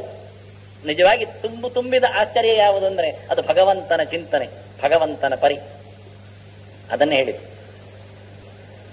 ಶೃಣ್ವಂತೋಪಿ ಬಹವೋ ಎನ್ನ ವಿದ್ಯು. ಕೇಳಿದ್ರೂ ಎಷ್ಟೋ ಜನ ಗೊತ್ತಾಗುವುದಿಲ್ಲ. ಶ್ರವಣಾಯಾಪಿ ಬಹುಬೇರಿಯೋ ನ ಲಭ್ಯ. ಕೇಳಲಿಕ್ಕೂ ಎಷ್ಟು ಜನರಿಗೆ ಸಿಗುವುದಿಲ್ಲ. ಆಶ್ಚರ್ಯೋಸ್ಯ ವಕ್ತ ಆಶ್ಚರ್ಯೋ ಶ್ರೋತ ಆಶ್ಚರ್ಯಸ್ಥ ಕುಶಲಾನುಶಿಷ್ಟ. ನಿಜವಾಗಿ ಕೇಳಿದವನೊಂದು ಆಶ್ಚರ್ಯ, ಹೇಳಿದವನೊಂದು ಆಶ್ಚರ್ಯ, ಕಡೆಗೆ ಗೊತ್ತಾದದೊಂದು ದೊಡ್ಡ ಆಶ್ಚರ್ಯ. ಅದರಿಂದ ಭಗವಂತನನ್ನು ಕಾಣುವಾಗ ಎಲ್ಲ ಕಡೆಯಲ್ಲಿ ಹೇಳುವುದು ಹೀಗೆ, ಕಲ್ಯಾಣಾದ್ಭುತ ಗಾತ್ರಾಯ. ಆಶ್ಚರ್ಯ ಅಂದ್ಬಿಟ್ರು ದೇವರೆದುರು ನಿಂತು. ತಮದ್ಭುತಂ ಬಾಲಕಮಂಬುಜೇಕ್ಷಣಂ. ಕೃಷ್ಣ ಹುಟ್ಟಿ ಬಂದಂತೆ, ಅದು ಅದ್ಭುತದ ಮಗು. ಆಯ್ತು, ಅಲ್ಲಿ ಆಶ್ಚರ್ಯವನ್ನು ಎಲ್ಲಿ ನೋಡಿದ್ರು ಹಾಗೆ. ದದಾರ ಯೋಷಿದ್ರೂಪಂ ಪರಮಾದ್ಭುತಂ ಅಂತಾರೆ. ಮೋಹಿನಿ ರೂಪ ಬಂತಂತೆ, ಓಹೋ ಪರಮಾಶ್ಚರ್ಯ ರೂಪ. ಮುಗಿದು ಎಲ್ಲಿ ಮಾತು ಸೋಲುತ್ತೆ, ಮನಸ್ಸು ಮುದುಡುತ್ತೆ, ಕಣ್ಣು ಅರಳುತ್ತೆ, ನಾಲಿಗೆ ಬೀಳುತ್ತೆ, ಅನುಭವ ಮಾಸುತ್ತೆ, ಅಲ್ಲಿ ಆಶ್ಚರ್ಯ ದುತ್ತ ಅಂತ ಪ್ರತ್ಯಕ್ಷ ಆಗಿಬಿಡುತ್ತೆ. ಇದು ನಿಜವಾಗಿ ಭಗವಂತನ ಕಾಣುವ, ಕೇಳುವ, ಹೇಳುವ ಒಂದು ಕ್ರಮ ಅಂತ. ಅದಕ್ಕೆ ಶಾಸ್ತ್ರ ಪ್ರತಿನಿತ್ಯ ನೋಡು. ಆ ಗುರುಗಳ ರಾಶಿ, ಅವರ ಸೇವೆಗೋಸ್ಕರ ನಿನ್ನ ಬದುಕನ್ನು ಮುಡಿಪಾಗಿಡು. ಅದಕ್ಕೋಸ್ಕರ ತಂದೆಯೇ ಕೊಡಲಿ ಜ್ಞಾನೋಪದೇಶ ಅನ್ನುವುದನ್ನು ಹೇಳಿದ್ರು. ಮೊದಲ ಬೀಜಕ್ಷೇಪ ಆಗಲಿ ಅಲ್ಲಿ. ಪಿತೃವೃತ್ಯ ಪಿಮಂ ಲೋಕಂ ಮಾತೃವೃತ್ಯ ಪರಂ ಸ್ಮೃತಂ ಗುರುವೃತ್ಯ ಬ್ರಹ್ಮಲೋಕಂ ನಿಯಮೇನ ತರಿಷ್ಯಸಿ. ಇದು ಧರ್ಮರಾಜನಿಗೆ ಹೇಳ್ತಾ ಇದ್ದಾನೆ. ನೀನು ಖಂಡಿತವಾಗಿಯೂ 3 ಜನರ ಸೇವೆಯನ್ನು ಮಾಡಿದ್ದೀರಿ, ಆದ್ರಿಂದ ನೀನು ಖಂಡಿತವಾಗಿಯೂ ಮೇಲಿನ ಲೋಕಕ್ಕೆ ಹೋಗ್ತೀಯ, ನನಗೊತ್ತು ಅಂತಾನೆ ಭೀಷ್ಮ. ನಾನು 3 ಜನರ ಸೇವೆಯನ್ನು ಹೇಳ್ತಾ ಇದ್ದೇನೆ. ತಂದೆಯ ಸೇವೆಯಿಂದ ಏನಾಗುತ್ತೆ ಅಂತ ಕೇಳಿದರೆ, ಪಿತೃವೃತ್ಯಾತ್ ಇಮಂ ಲೋಕಂ, ಈ ನೆಲದಲ್ಲಿ ಕೀರ್ತಿ ಕೇಳಿಕೊಂಡು ಗೆಲ್ತಾನಂತೆ ಅವನು. ಬೇಕಾದಷ್ಟು ಉದಾಹರಣೆಗಳಿವೆ ತಂದೆಯ ಸೇವೆ ಮಾಡಿ ಎತ್ತರಕ್ಕೆ ಏರಿದ ವ್ಯಕ್ತಿಗಳನ್ನು. ಪಿತೃವೃತ್ಯಾತು ಇಮಂ ಲೋಕಂ. ನೀನು ದಾಳ ಉರುಳಿಸ್ಲಿಕ್ಕೆ ಉಂಟಂತೆ ಅಂದಾಗ, ಗುಟ್ಟಿನಲ್ಲಿ ರಾಜ್ಯ ಕಬಳಿಸ್ಲಿಕ್ಕೆ ಉಂಟು ಅಂತ ತಿಳ್ಕೊಂಡಾಗ ನೀನೇನ್ ಮಾಡಿದೆ? ವಿದುರ ಕರೆದ, ನಿನ್ನಿಷ್ಟ ಅಂತ ಹೇಳಿದ್ದ, ನೀನ್ ಲೆಕ್ಕ ಹಾಕಿದಿ. ಧೃತರಾಷ್ಟ್ರ ದೊಡ್ಡಪ್ಪ ಕರಿತಾನೆ, ಕರೆದಾಗ ಹೋಗದಿದ್ರೆ ಮಕ್ಕಳಾದ ನಮ್ಮ ಅಧರ್ಮ ಅಂತ ಆಗತ್ತೆ, ಅನ್ಯಾಯ ಆಗತ್ತೆ. ಎದ್ದು ಹೋಗ್ಲಿಲ್ವ ನೀನು? ಸರ್ವನಾಶ ಆಗತ್ತೆ ಎಂದು ಗೊತ್ತಿದ್ರು ಸಹ ತಂದೆಯ ದೊಡ್ಡಪ್ಪನ ಮಾತಿಗೋಸ್ಕರ ನೀನು ತೆರಳಿದ್ದು, ದೊಡ್ಡಪ್ಪನಿಗೋಸ್ಕರ ಎಲ್ಲವನ್ನೂ ತ್ಯಾಗ ಮಾಡಿದ್ದು. ಪಿತೃವೃತ್ಯಾತ್ ಇಮಂ ಲೋಕ. ರಾಮನಂತೂ ಹೇಳುತ್ತಾನೆ ದಶರಥ ಹೋಗಬೇಡ ಅಂತ. ಅಯ್ಯ, ಕೈಕೇಯಿ ಹೇಳಿದ್ದಾಳಲ್ಲ ಹೋಗ್ಬೇಕು. ಹೌದು, ಕೈಕೇಯಿಯ ಗಂಡನಾಗಿ ನಾನು ಹೇಳ್ತೇನೆ ಹೋಗು ಅಂತ. ಈ ದೇಶದ ದೊರೆಯಾಗಿ ಹೇಳ್ತೇನೆ ನೀನು ಹೋಗಬೇಡ ಅಂತ. ಅಲ್ಲದ ಹೇಗೆ ಆಗತ್ತೆ? ನಾನು ಉಪಾಯ ಹೇಳ್ತೇನೆ ನನ್ನ ದಶರಥ. ನೋಡಿ, ಇಂತಹ ವಿಷಮ ಪರಿಸ್ಥಿತಿಯಲ್ಲಿ ದಶರಥನ ಒಂದು ಉಪಾಯ, ನೀನು ಕೈಕೇಯಿಯ ಮಾತಿಗೋಸ್ಕರ ಹೋಗು, ಊರಿನ ಹೊರಗೆ ಹೋಗಿ ಜನರನ್ನು ಒಟ್ಟು ಸೇರಿಸಿ ದಂಗೆ ಎಬ್ಬಿಸು. ಪ್ರಾಯಕ್ಕೆ ಬಂದ, ಯೌವನ ತುಂಬಿದ, ರಾಜನಾಗಲಿಕ್ಕೆ ಯೋಗ್ಯನಾದ ಹಿರಿಯ ಮಗನನ್ನು ಈ ದೇಶದ ದೊರೆ ಹೆಣ್ಮರುಳನಾಗಿ, ಸ್ತ್ರೈಣನಾಗಿ, ಹೆಂಡತಿಯ ಮಾತು ಕೇಳಿ ಹೊರಗೆ ಹಾಕ್ತಾ ಇದ್ದಾನೆ, ಇದು ನನಗೆ ಸಿಕ್ಕಬೇಕಾದ ಅಧಿಕಾರ ಅಂತ ಹೇಳಿ ಜನರನ್ನು ಎಬ್ಬಿಸಿ ನನ್ನ ಮೇಲೆ ದಂಡೆತ್ತಿ ಬಂದು ನನ್ನನ್ನು ಸೆರೆಮನೆಯಲ್ಲಿ ತಳ್ಳಿ ನೀನು ರಾಜನಾಗು. ಭವ ರಾಜ ನಿಗೃಹ್ಯ ಮಾಂ, ನನ್ನನ್ನು ಕಟ್ಟಿ ಹಾಕಿ ನೀನು ರಾಜನಾಗ್ಬೇಕು. ಇದು ದಶರಥ ಹೇಳುವ ವಾಕ್ಯ. ಎಷ್ಟು ಚಂದದ ವಾಕ್ಯ. ಹಾಗೆ ಒಬ್ಬ ತಂದೆಯ ಸೇವೆ ಮಾಡಿದ ಅವನಾದ್ರೆ ನಾವು ಅವತಾರ ಪುರುಷ ಅಂದಿಟ್ಟುಕೊಂಡ್ರೆ, ಧರ್ಮರಾಜನನ್ನು ತೋರಿಸಿಬಿಟ್ಟ. ವಿಷಮ ಪರಿಸ್ಥಿತಿಯಲ್ಲಿ ದಾಳಕ್ಕೋಸ್ಕರ ಓಡಿ ಹೋಗಿ ಹೆಂಡತಿಯನ್ನೂ ಕಳ್ಕೊಂಡವ, ದಾಸಿಯಾಗಲಿಕ್ಕೆ ಬಿಟ್ಟವ. ಪಿತೃವೃತ್ಯಾತ್ ಇಮಂ ಲೋಕಂ. ಈ ದೇಶದಲ್ಲಿ ನೀನು ಬದುಕಬೇಕಾದ್ರೆ, ಈ ದೇಶವನ್ನು ಗೆಲ್ಲಬೇಕಾದ್ರೆ, ಕೀರ್ತಿಶಾಲಿಯಾಗಿ ನಿನ್ನ ಋಣ ಪರಿಹಾರ ಆಗಬೇಕಾದ್ರೆ ತಂದೆ ಹೇಳಿದ್ದು ಮಾಡಪ್ಪ. ಮಾತೃವೃತ್ತಿಯ ಪರಂ ಸ್ಮೃತ. ತಾಯಿಯ ಸೇವೆ ಮಾಡಿದರೆ ಈ ಲೋಕ ಎಂದದ್ದು ಸಾಲದು, ಮೇಲಿನ ಲೋಕ ಅಂತ. ಉತ್ತಮ ಲೋಕ ಸ್ವರ್ಗಾದಿಗಳು ಸಿಗಬೇಕಾದ್ರೆ ತಾಯಿಯ ಸೇವೆ ಮಾಡ್ಬೇಕಂತ.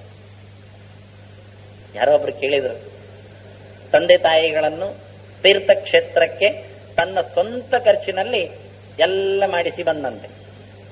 ಎಲ್ಲ ಸಪ್ತ ಕ್ಷೇತ್ರಗಳು, ಉಳಿದ ಕ್ಷೇತ್ರಗಳು ಎಲ್ಲ ತೋರಿಸಿದ. ಅಮ್ಮ,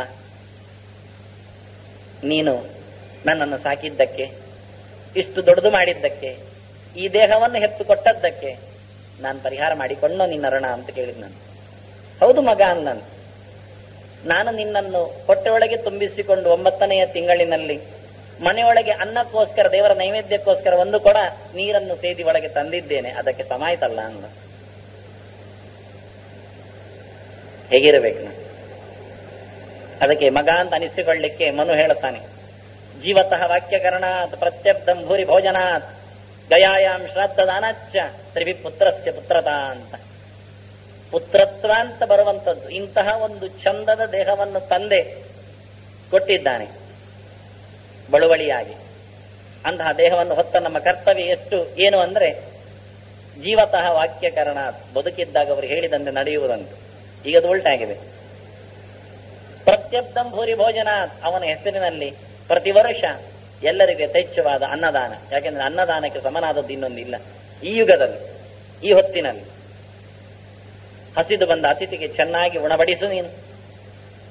ಗಯಾಯಾಮ್ ಶ್ರಾದ್ದದಾನಾಚ್ಚ, ತಂದೆ ಹೆಸರಿನಲ್ಲಿ ತೀರ್ಥಕ್ಷೇತ್ರಕ್ಕೆ ಹೋಗಿ ಅಲ್ಲಿ ಅವನ ಹೆಸರಿನಲ್ಲಿ ಮುಳುಗಿ ಅಲ್ಲಿಯ ಕ್ಷೇತ್ರ ವಿಧಿಯನ್ನು ನಡೆಸಿಕೊ.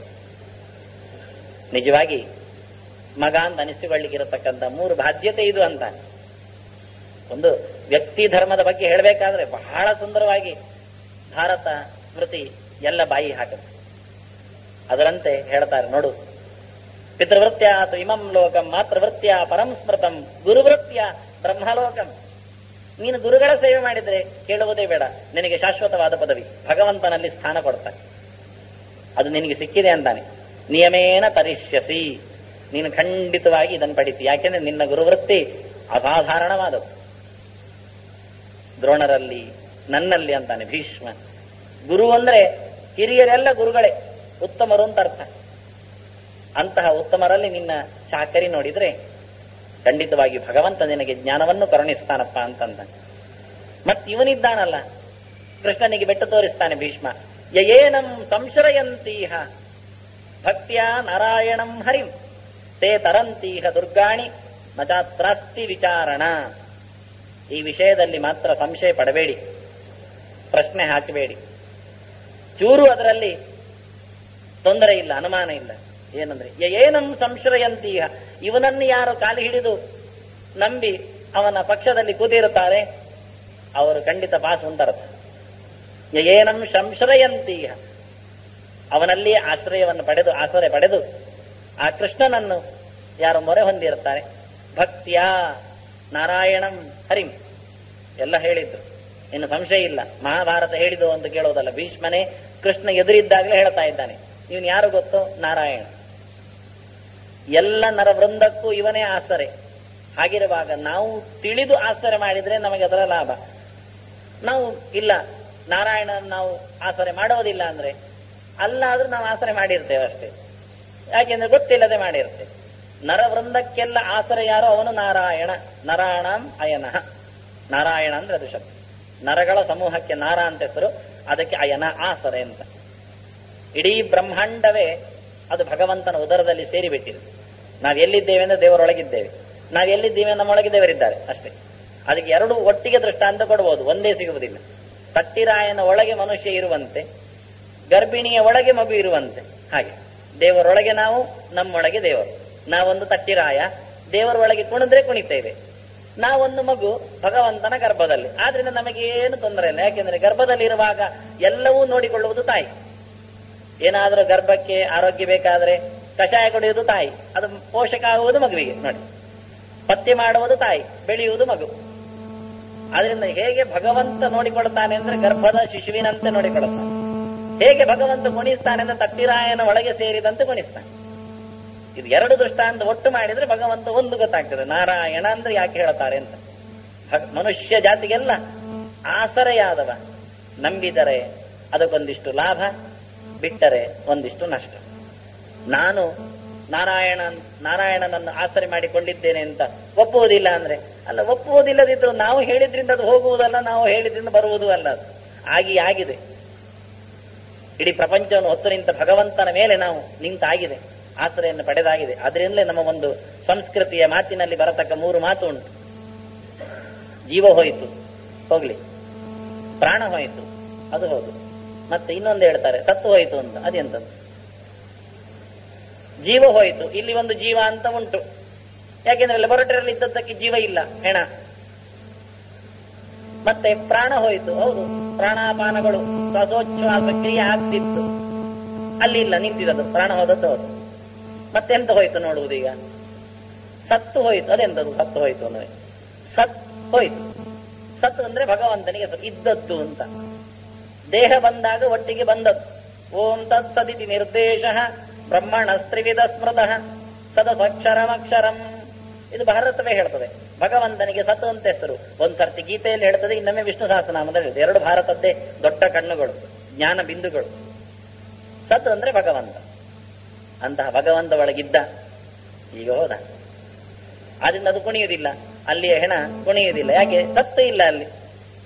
ಹೀಗೆ ಇದು ಸಂಸ್ಕೃತಿ ಹೊತ್ತು ತಂದ ಒಳಗಿನ ಚಿಂತನೆ. ಆದ್ರೆ ಗೊತ್ತಿಲ್ಲ. ಯಾಕೆ? ಸತ್ ನಂತರ ಗೊತ್ತಾಗೋದಿಲ್ಲ, ಇದ್ದಾಗ ಪುರ್ಸೊತ್ತಿಲ್ಲ, ಇಷ್ಟೇ. ಅದು ಯಾರು ಸತ್ತು ಅಂತ ಹುಡುಕ್ಲಿಕ್ಕೆ ಹೋಗ್ಲಿಲ್ಲ. ಯಾರೋ ಪಕ್ಕದವರು ಹೇಳ್ತಾರೆ ಸತ್ತು ಹೋಯ್ತು ಅಂತ, ಅವನಿಗೆ ಕಾಣಲಿಲ್ಲ. ಯಾಕೆ? ಅವನು ಹೇಳಿದ್ದು ಕೇಳಿ ಗೊತ್ತು ಹೇಳಿದ, ಇವನಿಗೆ ಅರ್ಥ ಆಗೋದಿಲ್ಲ. ಆಗ ಸತ್ತು ಹೋಯ್ತು ಹೇಳಿದ್ರೆ ಇವ ತಲೆಯಲ್ಲಾಡಿಸ್ತಾನೇನು? ಸತ್ತು ಹೋಗಿದೆ ಅವ, ತಲೆಯಲ್ಲಾಡಿಸಿದಲ್ಲಿ. ಹೀಗಾಗಿದೆ. ಅಂದ ಒಳಗೆ ನಿಂತ ಏನಂ ಸಂಶ್ರಯಂತಿ, ಇದು ನಾರಾಯಣ ಅಂದ್ರೆ ಅದು. ಆದ್ರಿಂದ ಹೊತ್ತುಕೊಂಡು ಹೋಗುವಾಗ ನಾರಾಯಣ ಅನ್ನೋದು. ಯಾಕೆ? ಇಷ್ಟರವರೆಗೆ ಆಸರೆಯಾಗಿದ್ದ, ಈಗ ಆಸರೆ ತಪ್ಪಿದೆ, ಬುಡಕಿತ್ತ ಮರದಂತೆ ದೊಪ್ಪನೆ ಕೆಳಗೆ ಬಿದ್ದಿದೆ. ಏನಂ ಸಂಶ್ರಯಂತೀಹ ಭಕ್ತಿಯ ನಾರಾಯಣಂ ಹರಿ. ಮತ್ತೆ ನಾನು ಭಕ್ತಿಯ ಬಗ್ಗೆ ಹೇಳಬೇಕು ಕಾಣುತ್ತೆ. ನಮಗೆ ಬತ್ತಿ ಮಾಡ್ಲಿಕ್ಕೆ ಗೊತ್ತುಂಟು, ಅಥವಾ ಬತ್ತಿ ಇಡ್ಲಿಕ್ಕೆ ಗೊತ್ತುಂಟು, ಭಕ್ತಿ ಮಾಡ್ಲಿಕ್ಕೆ ಗೊತ್ತಿತ್ತು. ಹಡಭಾಷೆಯಲ್ಲಿ ಹೇಳ್ತಾರೆ ಅದನ್ನು. ಭಕ್ತಿ ಎಂದರೆ ಎಂಥದ್ದು? ಭಕ್ತಿ ಎಂದರೆ ಪ್ರೀತಿ, ಅನ್ಯಾದೃಶವಾದ ನಂಟು, ಗಾಢವಾದ ವಿಶ್ವಾಸ, ಬಿಟ್ಟು ಹೋಗಲರಿಯದ ಒಂದು ಗೆಳೆತನ. ಇದನ್ನೆಲ್ಲ ಭಕ್ತಿ ಅಂತ ಕರೀತಾರೆ. ಯಾಕೆಂದ್ರೆ ಅದಕ್ಕೆ ಮುಖಗಳು ತುಂಬ ಉಂಟು. ಈಗ ದುಡ್ಡು ಕೊಡುವುದು ಅಂತ ಒಂದುಂಟು, ಇಟ್ಟುಕೊಳ್ಳುವ. ಅದು ವಿದ್ವಾಂಸರಿಗೆ ಕೊಟ್ರೆ ಸಂಭಾವನೆ ಆಯ್ತು, ಎಂಥದ್ದು ದುಡ್ಡು ಕೊಟ್ಟದ್ದು. ಪೂಜೆಯವರಿಗೆ ಕೊಟ್ರೆ ದಕ್ಷಿಣೆ ಆಯ್ತು, ಸ್ವಾಮಿಗಳಿಗೆ ಇಟ್ರೆ ಕಾಣಿಕೆ ಆಯ್ತು, ಮತ್ತೆ ಕೂಲಿಯವನಿಗೆ ಕೊಟ್ರೆ ಕೆಲಸದವನಿಗೆ ಅದು ಕೂಲಿ ಆಯ್ತು, ಮತ್ತೆ ಮೇಜಿನ ಅಡಿಯಲ್ಲಿ ಕೊಟ್ರೆ ಅದು ಲಂಚ ಆಯ್ತು, ಮತ್ತೆ ಸ್ವಲ್ಪ ಹೊತ್ತಿನಲ್ಲಿ ತಾಗಿಸಿದ್ದು ಅಂತ ಆಗ್ತದೆ, ಮತ್ತೆ ಬಾಟ ಅಂತ ಬರ್ತದೆ, ಮತ್ತೆ ಟಿಪ್ಸ್ ಅಂತ ಹೇಳ್ತಾರೆ. ಎಲ್ಲ ಶಬ್ದವನ್ನಿಂದ ದುಡ್ಡು ಕೊಡುವುದು ಅಂತ. ಕಡೆಗೆ ತಿಂಗಳಿಗೊಮ್ಮೆ ಕೊಟ್ರೆ ಸಂಬಳ ಆಯ್ತು. ಮತ್ತೆ ದೊಡ್ಡ ಜನರಿಗೆ ಸಂಬಳ ಹೇಳಲಿಕ್ಕಿಲ್ಲ, ಡ್ರಾ ಮಾಡಿದ್ದು ಅಂತ ಹೇಳ್ಬೇಕು. ಸ್ವಲ್ಪ ಸ್ವಲ್ಪ ಶಬ್ದ, ಅವನು ತಿಂಗಳಿಗೆ ಸಂಬಳ ತೆಗೆದದ್ದೇ, ಆದ್ರೆ ಹೇಳುವುದು ಅವರು ತಿಂಗಳಿಗೆ 5,000 ಅದು 10,000 ಈಗೆಲ್ಲ ಜಾಸ್ತಿ ಆಗಿದೆ, 5 ಫಿಗರ್ಸ್ ಅವರು ಡ್ರಾ ಮಾಡ್ತಾರೆ. ದುಡ್ಡು ಕೊಟ್ಟದ್ದು ಮತ್ತೆಂತದಿಲ್ಲ. ಅಂದ್ರೆ ಅದು ವ್ಯವಸ್ಥೆಗೆ ಅನುಗುಣವಾಗಿ, ವ್ಯಕ್ತಿಗೆ ಅನುಗುಣವಾಗಿ, ಉದ್ಯೋಗಕ್ಕೆ ಅನುಗುಣವಾಗಿ ಶಬ್ದ ಬೇರೆ ಆಗ್ತದೆ. ಇದು ಅಷ್ಟೇ, ಅಟ್ಯಾಚ್ಮೆಂಟ್ ಅಂತ ಅರ್ಥ, ಹಚ್ಚಿಕೊಂಡದ್ದು ಅಂತ ಅರ್ಥ. ಅದು ಯಾರನ್ನು ಯಾರು ಹೇಗೆ ಹಚ್ಚಿಕೊಂಡ್ರೆ ಏನಾಗ್ತದೆ ನೋಡುವ. ತಾಯಿಯನ್ನು ಹಚ್ಚಿಕೊಂಡ್ರೆ ವಾತ್ಸಲ್ಯ, ಮಾತೃವಾತ್ಸಲ್ಯ. ಮಗಳನ್ನು ಹಚ್ಚಿಕೊಂಡ್ರೆ ಮಮತೆ, ನನ್ನವಳು. ಧೃತರಾಷ್ಟ್ರ ಒಂದ್ಸರ್ತಿ ಹೇಳ್ತಾನೆ, ವಿದುರ ಹೇಳುವಾಗ, ನೋಡು ಪಾಂಡವರಿಗೆ ತಂದೆ ಇಲ್ಲ, ನೀನೇ ತಂದೆ, ನಿನ್ನನ್ನು ತಂದೆ ಅಂತ ನೋಡ್ತಾರೆ, ನೀನ್ ಯಾಕೆ ಮಕ್ಕಳು ಅಂತ ನೋಡಬಾರದು. ಹೌದಪ್ಪ, ಅವರು ನನ್ನ ಮಕ್ಕಳೇ ಅಂತಾನೆ ಧೃತರಾಷ್ಟ್ರ. ಅವನು ಹೇಳುವಾಗ ಹೌದು ಅಂತ ಕಾಣ್ತದೆ, ಖುಷಿ ಆಗ್ತದೆ. ಆದ್ರೆ ಹೇಗೆ ಹೇಳ್ತಾನೆ ಗೊತ್ತೋ, ಅಸಂಶಯಂ ತೇಪಿ ಮಮೈವ ಪುತ್ರಾಹ ದುರ್ಯೋಧನ ಮಮ ದೇಹಾತ್ ಪ್ರಸೂತಃ ಅಂತ.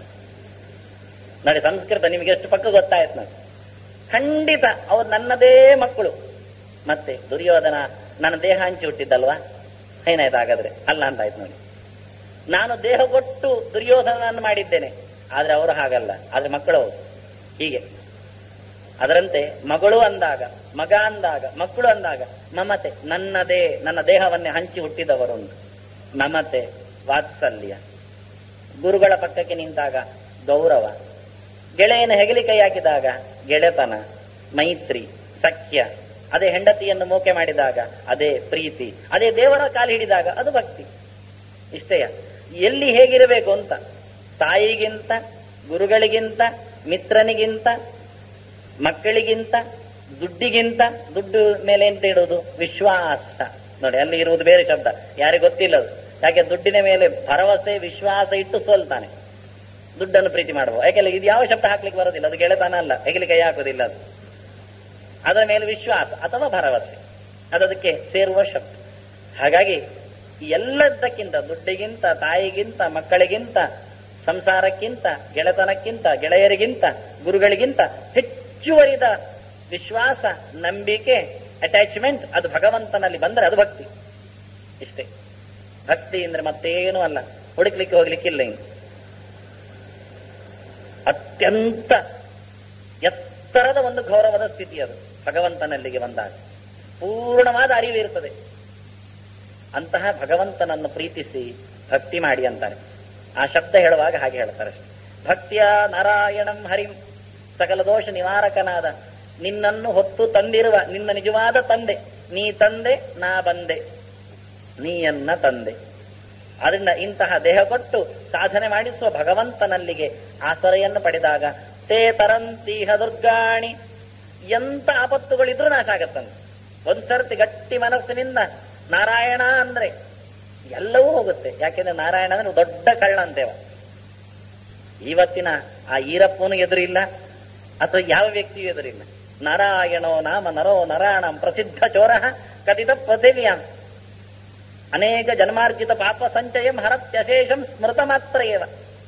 ಕಳ್ಳ ಮನೆಯೊಳಗೆ ಬಂದ್ರೆ ಕದಿತಾನೆ, ಇವ ಹಾಗಲ್ಲ, ಮನದೊಳಗೆ ಬಂದ್ರೆ ಸಾಕು ಕದ್ದು ಬಿಡ್ತಾನೆ.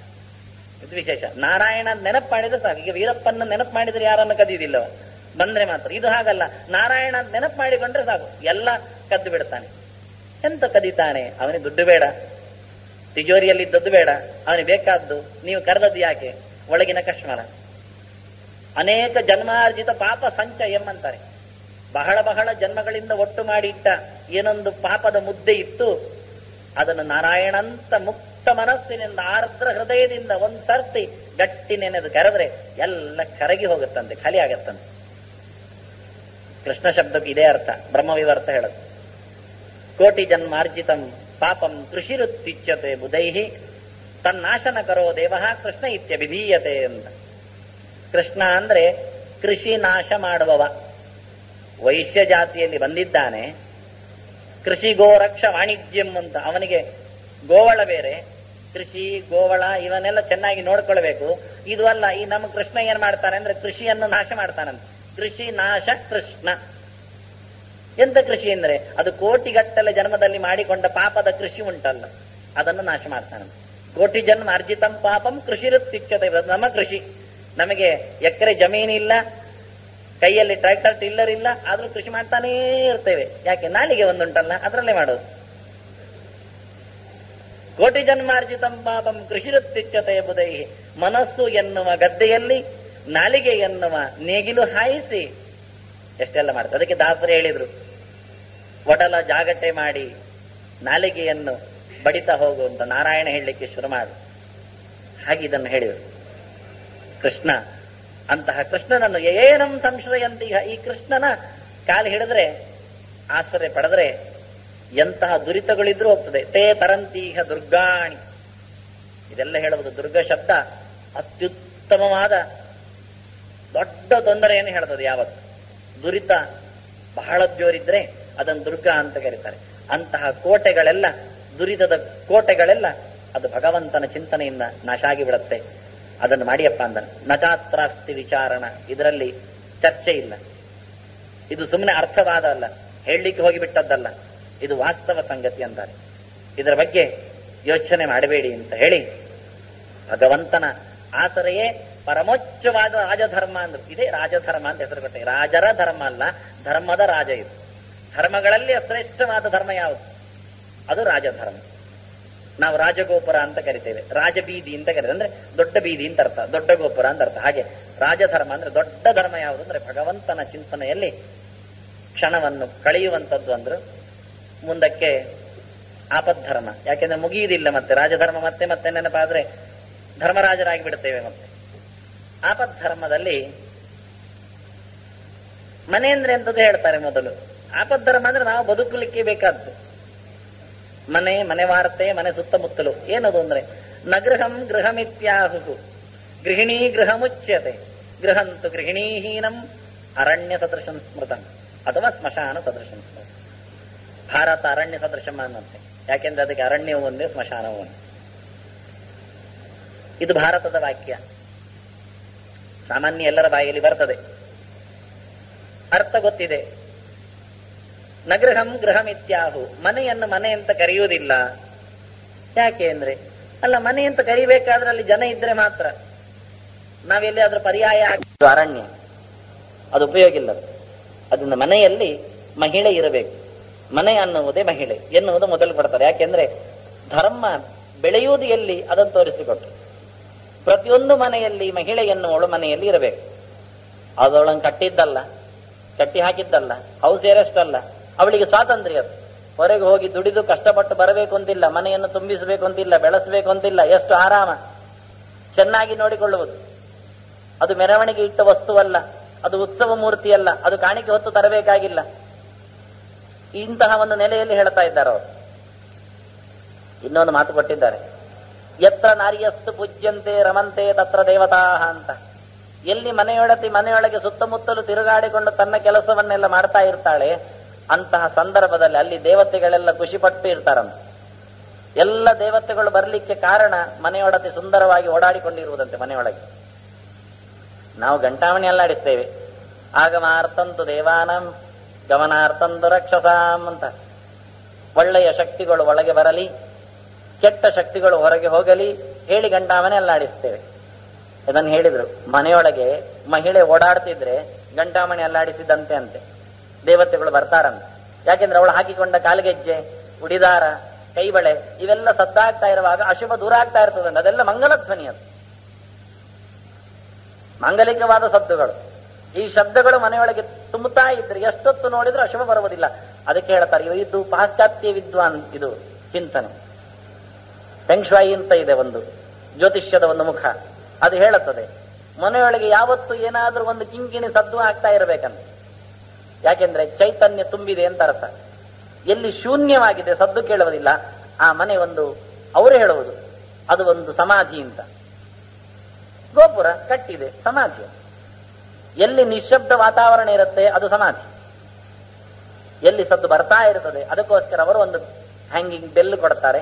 ಇದನ್ನಾದ್ರೂ ಕಟ್ಟಿ, ಅದು ಗಾಳಿ ಬರುವಂತೆ ಅದಕ್ಕೆ ಬಿಟ್ಟು ಬಿಡಿ, ಅದು ಗಾಳಿಯಲ್ಲಾದ್ರೂ ಸದ್ದು ಮಾಡ್ತಾ ಇರಲಿ. ಈ ಆಗಮಾರ್ತದ್ದು ಟೆಕ್ನಿಕ್ ಇವತ್ತು ಅವರು ಹೇಳುತ್ತಾ ಇದ್ದಾರೆ.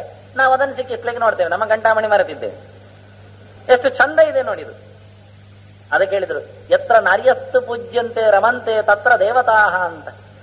ದೇವತೆಗಳೆಲ್ಲ ಖುಷಿಪಟ್ಟು ಆ ಮನೆಯಲ್ಲಿ ಎಲ್ಲ ಕಡೆ ತುಂಬಿರ್ತಾರಂತ. ಇಲ್ಲದಿದ್ರೆ ಎಲ್ಲಿ ಚೈತನ್ಯ ಇಲ್ಲ ಅಲ್ಲಿ ಎಲ್ಲ ರಕ್ಕಸರು ಬಂದು ಕೂತಿರ್ತಾನೆ. ಶೂನ್ಯ ಗ್ರಹದಲ್ಲಿ ಹಾಳು ಜನರಿಗೆ, ಹೋದ ವ್ಯಕ್ತಿಗಳಿಗೆ ಎಲ್ಲ ಇರ್ಲಿಕ್ಕೆ ಸ್ಥಾನ. ಅದರಿಂದ ಗೃಹಂತು ಗೃಹಿಣೀಹಿ ನಮ್ಮಂದು, ಮನೆಯಲ್ಲಿ ಮನೆಯೊಡತಿ ತುಂಬಿರಬೇಕು, ಸಂತೋಷದಲ್ಲಿ ಓಡಾಡಿರಬೇಕು, ಅಂತಹ ಬರಬೇಕು ಮನೆಯಂದು. ಯಾಕೆಂದ್ರೆ ಯಾರಾದ್ರೂ ಮನೆಗೆ ಬಂದ್ರೆ ಬಾಗಿಲು ನೋಡಿ ಶಾಪ ಹಾಕಿ ಹೋಗ್ತಾರೆ. ಯಾಕಪ್ಪ ಈ ಬಿಸಿಲಲ್ಲಿ ಓಡಾಡಿಕೊಂಡು ಹುಡುಕಿಕೊಂಡು ಕಷ್ಟಪಟ್ಟು ಬಂದೆ, ಇಷ್ಟಕ್ಕೋಸ್ಕರವೇನು ಶಾಪ ಹೇಳ್ತಾರೆ. ಕೃಷ್ಣ ಬಂದ ಅಂತಾಯ್ತು ಒಂದ್ಸರ್ತಿ ಹಸ್ತಿನಪುರಕ್ಕೆ, ಬರ್ತೇನೆ ಅಂತ ಹೇಳಿ ಬರ್ತಾ ಇದ್ದಾನೆ. ದೊಡ್ಡ ಕಾರ್ಯಭಾರ, ಸಂಧಾನದ ಸಂದರ್ಭ. ಎಷ್ಟು ಕೃಷ್ಣನನ್ನು ನೋಡಿದ್ರು ಯಾರಿಗೆ ಕಂಡ್ರು ಸಹ ಸಾಕು ಅಂತ ಕಾಣುವುದಿಲ್ಲಂತ. ಲೋಕೋತ್ತರ ಲಾವಣ್ಯವನಂತ. ಅಂತಹ ಸುಂದರ ಮೂರ್ತಿ ಬರ್ತದೆ ಅಂದಾಗ, ರಾಯಭಾರಿಯಾಗಿ ಬರ್ತಾನೆ ಅಂದಾಗ, ಧೃತರಾಷ್ಟ್ರನಿಗೆ ಎಲ್ಲಿಲ್ಲದ ತವಕ, ಎಲ್ಲಿಲ್ಲದ ಗಡಿಬಿಡಿ. ವಿದುರನ ಹತ್ರ ಹೇಳ್ತಾನೆ, ಸಂಜಯನ ಹತ್ರ ಹೇಳ್ತಾನೆ, ಅವನಿಗೆ ಚಂದ ಚಂದದ ಬಿಳಿ ಸಾವಿರ ಕುದುರೆ ಕೊಡ್ತೇನೆ, ದಾಸಿಯರನ್ನು ಕೊಡ್ತೇನೆ, ಹೇರಳವಾದ ತಿಜೋರಿಯಲ್ಲಿದ್ದ ಸಂಪತ್ತಿಗೆ ಅದು ಇಡ್ತೇನೆ. ಹೇಳಿದವ ಒಂದ್ಸರ್ತಿ ಬಾಯಿ ಮುಚ್ಚಿ. ನೀನು ಕೊಡ್ತೇನೆ ಹೇಳುವುದೂ ಬೇಡ, ಕೊಡುವುದೂ ಬೇಡ. ಯಾಕೆ? ಭಗವಂತ ತಗೊಳ್ಳಿಕ್ಕೆ ಬಂದದ್ದಲ್ಲ.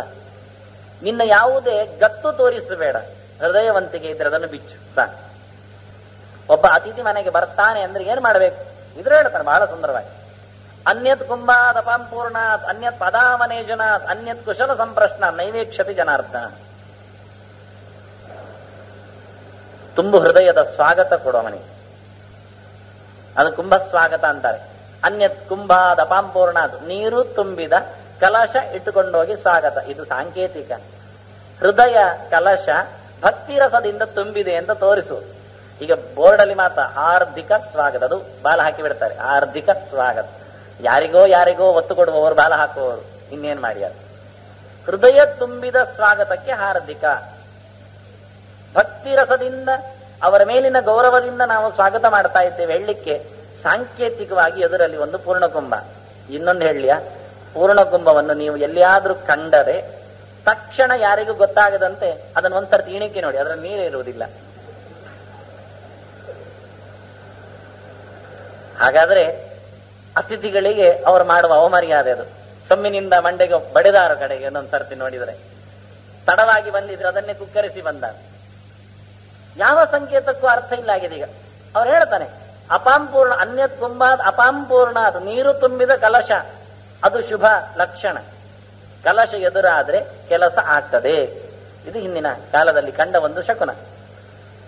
ಅದನ್ನು ಸಂಕೇತಿಸಿದ್ದು, ಪ್ರತಿನಿಧಿಸಿದ್ದು, ಹೃದಯ ತುಂಬಿ ಬಂದಿದೆ, ಭಕ್ತಿ ರಸದಿಂದ ಅದು ಕೂಡಿದೆ, ಅದು ನಿಮಗೆ ಒಪ್ಪಿಸ್ತಾ ಇದ್ದೇನೆ ಅಂತ ವಾಕ್ಯದಲ್ಲಿ ಒಂದು ಪ್ರತಿನಿಧಿಯಾಗಿ ತೋರಿಸಿದ್ದು. ಅದು ಪ್ರತಿನಿಧಿ ಮಾತ್ರ ಇರಬಾರದು, ನಿಧಿ ಪ್ರತಿಯೂ ಇರಬೇಕು. ಇಲ್ಲಿ ಒಳಗಿರಬೇಕು ಅವನು. ಹಾಗೆ ಕಲಶ ತುಂಬಿ ಅದು ಭಕ್ತಿರಸದಿಂದ ತುಂಬಿರಬೇಕು ಹೃದಯ. ಹಾಗಾದ್ರೆ ಸಂಕೇತ ಮಾಡಿದ್ದಕ್ಕೆ ಅರ್ಥ ಉಂಟು. ಇದನ್ನು ಹೇಳ್ತಾನವ ಧೃತರಾಷ್ಟ್ರನೇ, ನೀನು ಇಷ್ಟು ಮಾಡು, ಒಂದು ಪೂರ್ಣ ಕುಂಭ ಸ್ವಾಗತ ಮಾಡವನಿಗೆ, ಅದು ನಿನ್ನಲ್ಲಿಲ್ಲ. ಆನಂತರ ಇನ್ನೊಂದು ಹೇಳ್ತಾನೆ ನೋಡಿ, ಇದಂತೂ ಆಗುವುದೇ ಇಲ್ಲ, ಯಾರು ಮಾಡುವುದಿಲ್ಲ. ಅನ್ಯತ್ ಪಾದಾವನೇ ಜನ, ಬಂದ ತಕ್ಷಣ ಅತಿಥಿಗೆ ಏನ್ ಮಾಡ್ಬೇಕು ಅಂದ್ರೆ ಕಾಲು ತೊಳಿಬೇಕು. ನಮ್ಮ ಮರ್ಜಿ ಬಿಡುತ್ತಾ? ಕೇಳುತ್ತಾ? ನೀರು ಇರ್ತದ ಮನೆ ಹೊರಗಡೆ? ಮತ್ತೆ ಇವ ಹೇಳ್ತಾನೆ ಕಾಲು ತೊಳೆಯಬೇಕು ಅಂತ ಮಾಡಿದ್ದಾನೆ. ಬಲಿ ಚಕ್ರವರ್ತಿ ಸ್ವರ್ಗಕ್ಕೆ ಕಾಲಿಡ್ಲಿಕ್ಕೆ ಹೋಗುವ ಸಾಮರ್ಥ್ಯ ಪಡೆದವ, ಯಜ್ಞ ಮಾಡುತ್ತಾ ಇದ್ದಾನೆ. ಯಾರು ಮಾಡದ ಬಹಳ ದೊಡ್ಡ ಯಜ್ಞ ಆಗ್ತಾ ಇದೆ. ಯಜ್ಞ ಮಾಟಕ್ಕೆ ವಾಮನ ಬರ್ತಾ ಇದ್ದಾನೆ. ವಾಮನ ಹೇಳಲಿಕ್ಕೆ ವಾಮನನೇ, ಕುಳ್ಳ ಇದ್ದ, ಕೋಪಿನ ಹಾಕಿದ್ದ, ಅಜಿನ ದಂಡ ಕಮಂಡಲು ಮೇಖಲ, ಕೈಯಲ್ಲಿ ಒಂದು ದಂಡ ಹಿಡ್ಕೊಂಡು ಬಂದಿದ್ದಾನೆ. ಬ್ರಹ್ಮಚಾರಿ ಅಂತ ಕಂಡ ತಕ್ಷಣ ಗೊತ್ತಾಗತ್ತೆ. ಮೋರೆಯಲ್ಲಿ ಬ್ರಹ್ಮ ತೇಜಸ್ಸು ತುಂಬಿತ್ತು. ಮತ್ತೆ ಯಾಕೆ ಜಪ ಮಾಡ್ತಿದ್ದವ ಇವ ಬಲಿಚಕ್ರವರ್ತಿ, ಮೂರು ಲೋಕದ ಒಡೆಯನಾಗುವವ, ಅಂತಹ ಸಾಮರ್ಥ್ಯ ಪಡೆದವ. ಅತಿಥಿ ಬಂದ ಅಂದಾಗ ಯಜ್ಞ ಮಾಟದಿಂದ ಹೋಗಿ ಕಾಲು ಹಿಡಿದು ಕಾಲು ತೊಳೆದ, ಆ ನೀರನ್ನು ತಲೆಗೆ ಹಾಕಿಕೊಂಡ. ಅವ ನೀರು ತಲೆ ಹಾಕೊಂಡ, ವಾಮನ ತಲೆ ಕೈ ಇಟ್ಟ. ಕೆಲಸವಾಯ್ತು ಒಂದು. ನಾನು ಬಂದದ್ದು ಯಾಕೆ ಅಂದ್ರೆ ಇವನಿಗೆ 3 ಲೋಕ ಕೊಡಬಾರದು, ಅದನ್ನು ತೆಗಿಬೇಕು ಅಂತ. ನನ್ನ ಪಾದ ತೊಳೆದು ಅದರ ನೀರನ್ನು ಯಾರು ತಲೆಯಲ್ಲಿ ಧರಿಸಿಕೊಳ್ಳುತ್ತಾನೆ ಅವನಿಗೆ 14 ಲೋಕ ಒಟ್ಟು ಕಮ್ಮಿ ಆಗ್ತದೆ ಅವನ ಯೋಗ್ಯತೆಗೆ, ಪುಣ್ಯಕ್ಕೆ. ಎಂತ ಮಾಡೋದು ಈಗ? 3 ಲೋಕ ತಕೊಂಡು 14 ಲೋಕ ಕೊಡುವುದು ಒಳ್ಳೆದು ಕಾಣುತ್ತೆ ಅಂತ. ಕೆಲಸ ಕೆಟ್ಟೋಯ್ತು, ಬಂದ ಕೆಲಸ ಆಗ್ಲಿಲ್ಲ ಅಂತ. ಎಚ್ಚೌಚ ನಿಸ್ಸೃತ ಸರಿ ಪ್ರವರೋಧಕೇನ ತೀರ್ಥೇನ ಮೂರ್ಧ್ಯಧಿಧೃತೇನ ಶಿವ ಶಿವಭೂತ್. ನಮ್ಮ ರುದ್ರದೇವರು ಹೇಳ್ತಾರೆ, ಅವನ ಹೆಸರು ಶಿವ ಅಂತ ಅಲ್ಲ, ಅಶಿವ. ಶವ, ಶವದ ಜೊತೆಯಲ್ಲಿ ಶವ ಸುಡುವ ಜಾಗದಲ್ಲಿ ಶವದ ಭಸ್ಮವನ್ನು ಮೆತ್ತಿಕೊಂಡು ಶವ ಕಪಾಲನಾಗಿ ಶವರುಂಡ ಹಾರಿಯಾಗಿ, ಎಂತಹ ವಿಚಿತ್ರ! ಪ್ರೇತಗಳ ಜೊತೆಯಲ್ಲಿ ನೃತ್ಯಗೈಯುವ ಭಕ್ತಲೆ ಮನುಷ್ಯ ಯಾರನ್ನು ನಗ್ನವಾಗಿ ಕಾಣಬಾರದಂತೆ. ಇವ ಹೋಗಿ ಸ್ನಾನ ಮಾಡಿ ಬರಬೇಕು, ಅಷ್ಟು ಮೈಲಿಗೆ. ಅದು ಸ್ಮಶಾನವಾಸಿ. ಕಪಾಲ ಹಿಡಿದವ, ರುಂಡಮಾಲೆ, ಚಿತಾಭಸ್ಮ, ಒಂದೊಂದು ಅಪಶಕುರ. ಅವನು ಎಲ್ಲಿಯಾದ್ರೂ ಶಿವ ಆಗುವುದುಂಟ? ಶವದ ಮೇಲೇರಿ ಕುಣಿದು ನಿಂತವ, ತಾಂಡವ ಪಟು, ಹುಚ್ಚ, ಉನ್ಮತ್ತ, ಅವನು ಶಿವ ಅಲ್ಲ, ಶವ, ಅಶಿವ. ಅದಕ್ಕೆ ಅವನು ಹೇಳ್ತಾನೆ, ಇಲ್ಲ ಇಷ್ಟೇ ನೋಡಿದ್ದ ನೀವು ನನ್ನನ್ನು ಅಂದ್ರು. ಮತ್ತೆ ಇನ್ನೂ ಒಂದುಂಟು ತಲೆಯಲ್ಲಿ, ನೋಡಿದಿರ? ಯಚ್ಚೌಚ ನಿಸ್ಸೃತ ಸರಿ ಪ್ರವರೋಧಕೇನ ತೀರ್ಥೇನ ಮೂರ್ಧ್ಯಧಿಧೃತೇನ ಶಿವ ಶಿವೋಭೂತ್. ಭಗವಂತನ ನಿರ್ಮಲವಾದ ಪಾದದಿಂದ ಚಿಮ್ಮಿ ಬಂದ ಆ ಗಂಗಾ ತೀರ್ಥವನ್ನು ಮುಡಿ ಅಡಿಯಲ್ಲಿ ಅನುದಿನ ನಾನು ಹೊತ್ತುಕೊಂಡದ್ದರಿಂದ ನನ್ನನ್ನು ಎಲ್ಲರೂ ಶಿವ ಅಂತ ಕರೆದು. ನಾನು ಎಲ್ಲದಕ್ಕಿಂತ ಶಿವ ಆದೆ. ಈಗ ನಿಮ್ಮಲ್ಲಿ ಅದು ಮಾತ್ರ ಇರೋದು, ನನ್ನಲ್ಲಿ ಇದು ಹೆಚ್ಚಿಗೆ ಉಂಟು. ಏನ್ ಹೇಳ್ತೀರಿ ಅನ್ನ? ನಾವು ಅದೊಂದು ಮಾತ್ರ ಮಾಡೋದಿಲ್ಲ, ಮತ್ತೆಲ್ಲ ಮಾಡ್ತೇವೆ. ನಮ್ಮಲ್ಲಿ ಏನು ಕಮ್ಮಿ ಇದೆ?